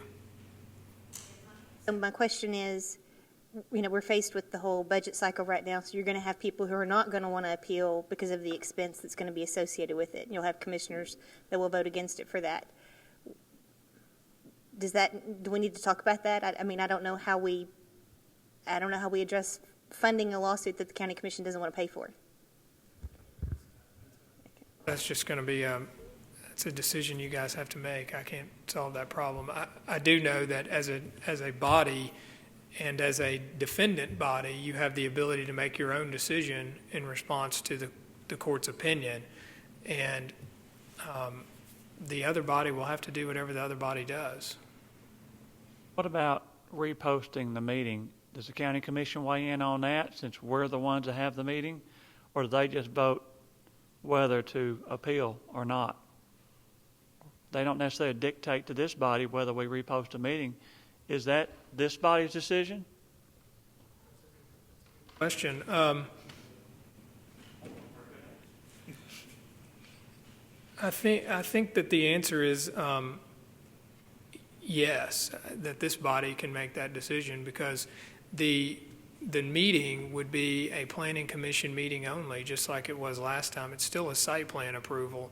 Now, that's not to say that that's not an issue that the county commission may not address whenever they choose to address the litigation. So I'm not trying to pretermit the county commission from discussing that issue and maybe even voting in some way on it. But ultimately, if there is a re-noticed meeting, the meeting will be a planning commission meeting. It will not be a commission meeting. It will be a planning commission meeting for a site plan.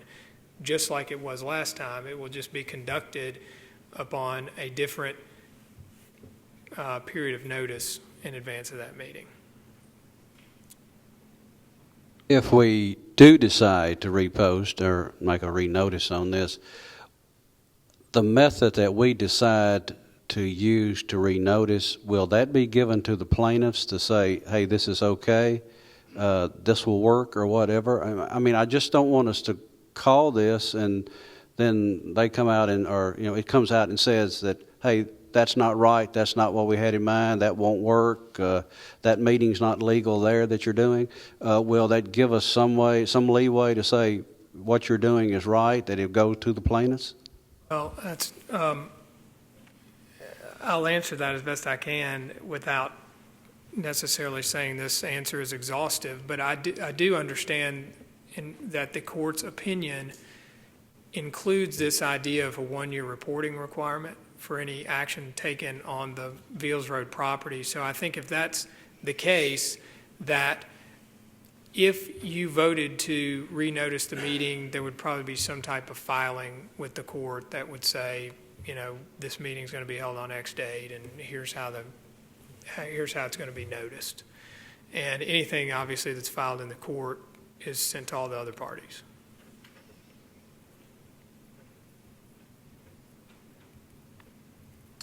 Motion on the floor is to appeal the decision, and a second. Discussion. Other discussion we've had may be to revisit the reposting of the site plan at a future meeting. But the motion itself is to appeal. Ready to vote? Better have a roll call. Just to appeal.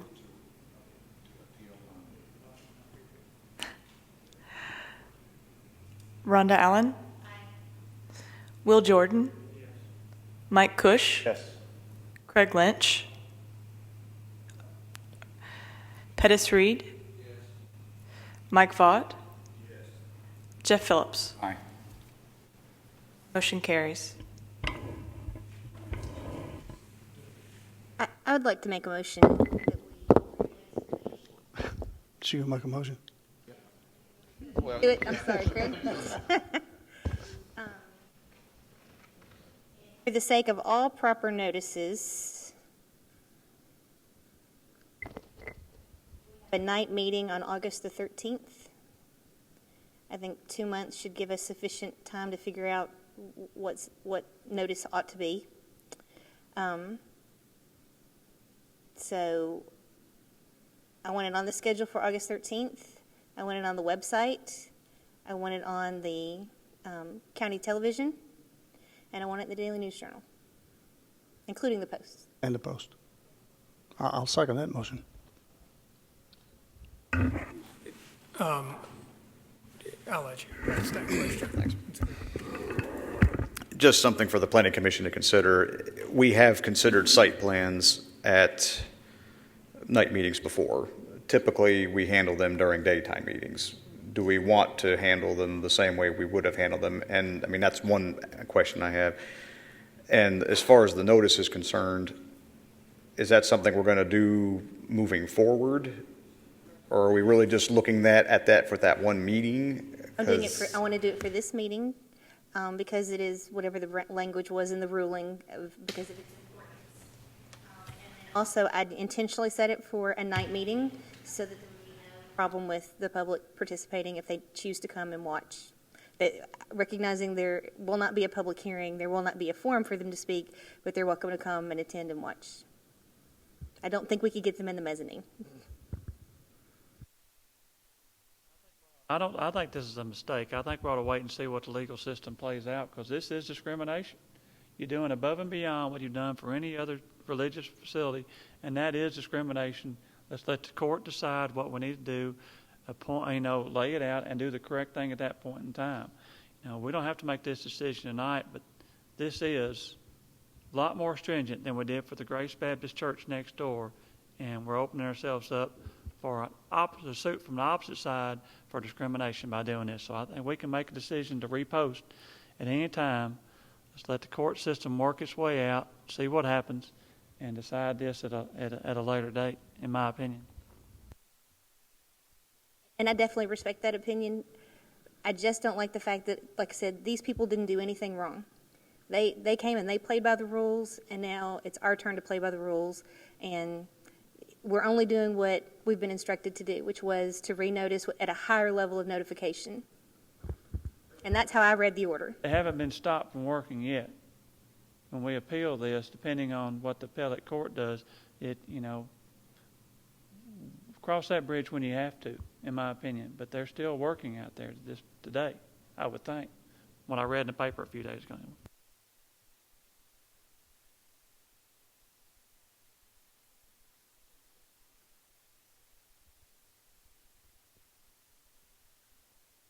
Are you saying that until there has been an official stop workage notification, that only at that point, then perhaps we revisit the reissue or the re-vote of the site plan?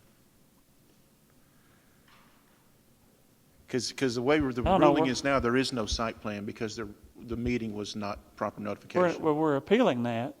Right. And so if either you accept the ruling or you don't. If we're appealing that, apparently we just voted 6-1 to appeal it, and we're appealing it. Let's play that out, because we're going totally the other way, and we're discriminating against this group now. I understand. You know, If we appeal and lose, does the construction? I mean, it could stop this week, right? Stroke of a pen, or I mean, it could stop. I don't know that the appeal, winning or losing. I mean, I don't know how long the appeal takes, but I'm assuming it's not a fast-paced deal. I guess in the bottom line is, I want them to keep building. I don't want to do anything that's going to hold them up from finishing that project. And if it speeds it along in the court's eyes, that we reissue and revote and make it official that the official site plan has been approved, then how can they stop them from building? And again, this is legal stuff I don't understand. That's just my concern. That's just my concern. Help me. Help our brother out. I'm just dealing with where we are now. I don't know where we'll be tomorrow or in a week or whatever, but we're appealing the process. We felt like we've done everything correctly. We've got Attorney General opinion. We've got this. We've got that. We've done, in my opinion, everything we should have done. Stay the course. All right. You know, I mean, and if we get to a point where if we're just going to have another meeting, then what's the point in appealing? You know, I mean, you know, if we're going to appeal, let's appeal. Let's stay the course and deal with what happens as it happens. And if something changes, we'll meet again in 2 weeks, and we can make that decision at that point in time. So if you appeal and lose, there's nothing that stops us at that point from re-advertising and voting again on the site plan. I'm looking at Josh like I'm hoping he'll answer that. Is that a question to me? Well, I don't know if I can legally ask you a question about that. The question is, if you appeal and lose, then what's the status of the site plan? I can't answer that with certainty from the perspective that I can't possibly know what the Court of Appeals will ultimately do with it. But, so I guess I just can't be certain.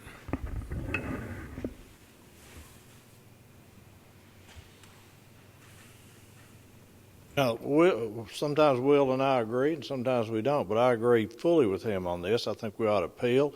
I think that we have, in budget meetings for the Planning Commission, I've asked the question, is this adequate notice? And yes, it is. We have state attorney general opinion that says it is, and it's always been adequate notice. It has saved the county money, and that's why we did it that way. It is free, as Will pointed out. If we put it in the Daily News Journal, that's not free, so that would have been in my opinion, a grounds for the same lawsuit, just from a different angle. I agree with Rhonda. These people have done nothing wrong. They went through the process, they applied and everything. But in my opinion, the plaintiffs have done nothing wrong. They have used the legal system. You know, it's been up front, it's been in the paper, everybody knows what they're doing, and they were perfectly within their right to try to use the legal system. So I think we need, and the basis was that the notice wasn't adequate, and I think we need to appeal, and unless something changes, and we'll be back together every 2 weeks, and we can reconsider if something changes, but I think we need to appeal and stay the course and get the legal notice part of it settled before we do anything else, unless something changes, and then I'm open to other options. Refresh my memory.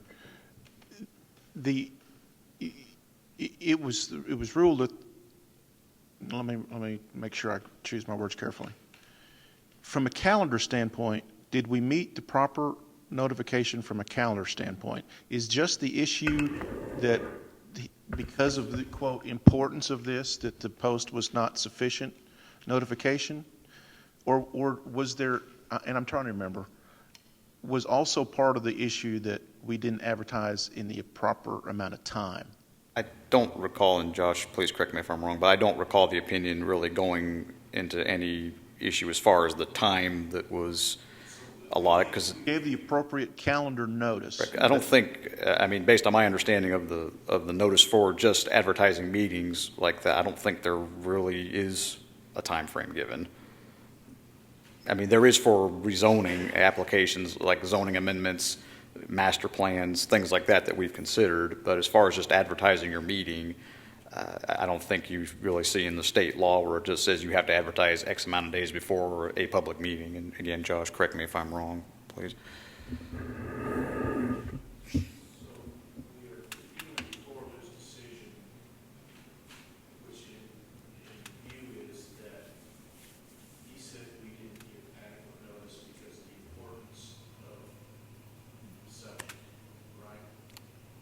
That's as I understand it. That's crazy. That's discrimination. You can't pick and choose who you want to. The applicant, the race, color, and creed of the applicant, it does not show up on our radar screen. It's illegal for us to discriminate, right? Okay, so we're appealing his judgment that we should have done more adequate coverage of the agenda for a site plan review because it happened to be Muslims, right? Is that basically what we're appealing? He's asking us to discriminate.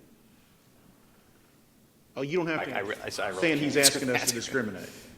And I don't like that. So if that's what the appeal is, by all means, I want to appeal. He's also asking staff to develop some kind of criteria, or us, or whomever, that says this is more important on any issue, not just a religious issue, on any issue. Somehow we have to determine what is more important than the other issue.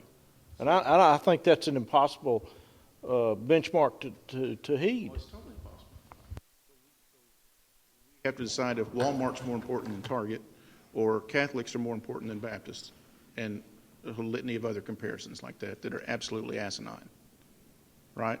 We had two rezonings tonight that were very similar, right across the interstate from one another. And according to this criteria, one was more important than the other because there were people in opposition to one, and there wasn't people in opposition to the other. That's ludicrous. Josh, you outlined maybe three options. One was to appeal, one was to renotice and revisit, and the third was to do both of the above. We've already passed a motion to appeal. Is this motion, which would be option number 2, appropriate? Yeah, if you choose to adopt the motion, I don't know of anything that would prevent you from both appealing and renoticing the meeting. That's just a decision you all will have to make.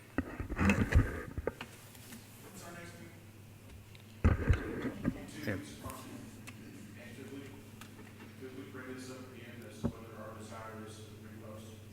Yes.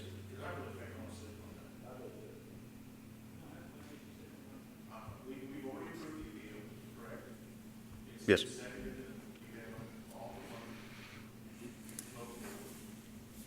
Got a motion on the floor and a second. Just the appeal. No, I'm sorry. We've already approved the motion to appeal. The motion on the floor now is to redo the meeting. It's just to revisit the meeting. Renotice and revisit. Right. Now, I would like to, if we could, whenever we get to the point where we're ready to vote on that, or when you're ready to vote, I don't vote, but when you're ready to vote on that motion, if Ms. Allen, if you could you had several things in there that you had asked for, and if we could go through those again, make sure we got everything, so it's reflected correctly in the motion, And if it were to pass, then we know as staff what you've instructed us to do. Well, out of courtesy to my co-commissioners, and I think Craig probably feels the same way, I'm happy to withdraw the motion. The votes obviously aren't here, I don't feel like, to pass this, but I want to be as absolutely vocal as I can be. Every opportunity I get to bring this up, to advance this for ICM, I have every intention of doing it, not because I believe in their faith, but because I believe that they did what was right by our rules, which is what I'm asking this body to do as well. So I'm withdrawing my motion. We have no motion on the floor, but the recommendation is to revisit at our next meeting, which will be a 9 o'clock meeting on the 25th, if I'm not mistaken. You're going to correct me this time, Ms. Elizabeth? I got it. 25th, that's correct. Okay, thank you. That's it. Any other items that needs to come before this commission? Craig.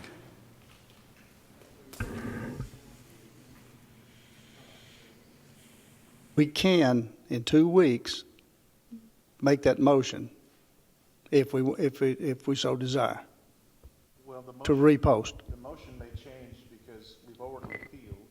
Mhm. The motion would be to reissue a meeting notice.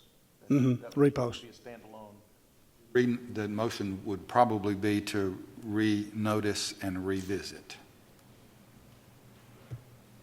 Let me address that.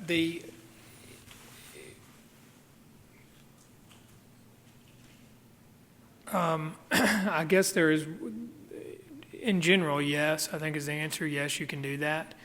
I suppose one thing that could occur is if any of the courts were to put down a stay as a result of the appeal, then that would stay the process and, preclude further action, I suppose, by the Planning Commission. I mean, sometimes that is a possibility, I guess. But Josh, that would have been the case even if we'd had the meeting on the calendar, right? A stay would have taken that meeting. If there were a stay, yes. If there were a stay, there wouldn't be any need. They would still be able to keep doing their construction and stuff, and we would just let the whole thing wash out, would it not? Right.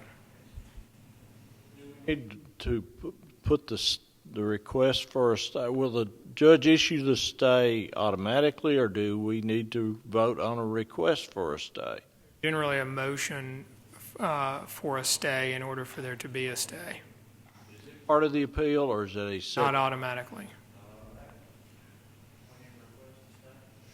I don't know, because you're voting that you might revisit this in 2 weeks, in which event you might not want a stay to be down. So you can put down a notice of appeal that will simply put down your notice of appealing the decision without more. You, as the Planning Commission and as one party to the case, cannot prevent some other party from requesting a stay, whether you like it or not. And they might. But Still be within the 30-day time frame. So would that make a difference, or could we request a stay in a month, or do we need to do it within the 30-day time frame? I would recommend that you do it within the 30-day time frame, although there may be some opportunities to request stays outside the 30-day period.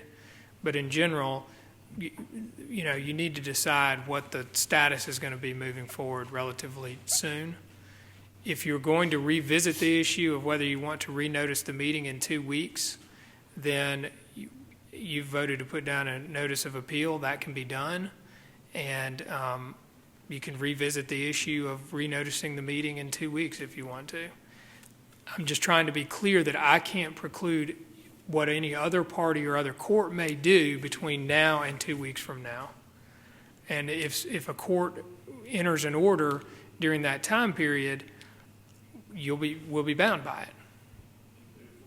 With the stay, then basically we're saying, and we feel like that the process we went through, including notice, including the process we went through in the meeting, is correct. Then the stay, what we're essentially asking for within asking for a stay is saying we want what we've done to stand, and any results of our vote, actually being the construction part of it, is allowed to proceed forward. Well, I'm not going to address the construction or not, because I think of a stay in speaking to a court order, whatever that order may be. So the order as it exists right now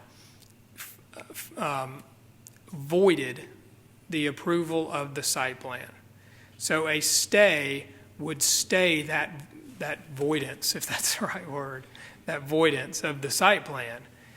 In other words, it just keeps everything in it, in the status quo as it is. A stay just stops everything in its tracks. In terms of the court order,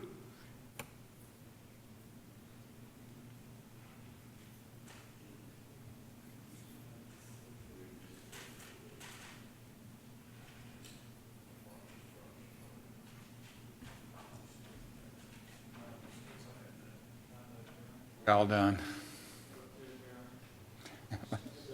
A motion to adjourn in a second. All those in favor, please say aye. We're adjourned.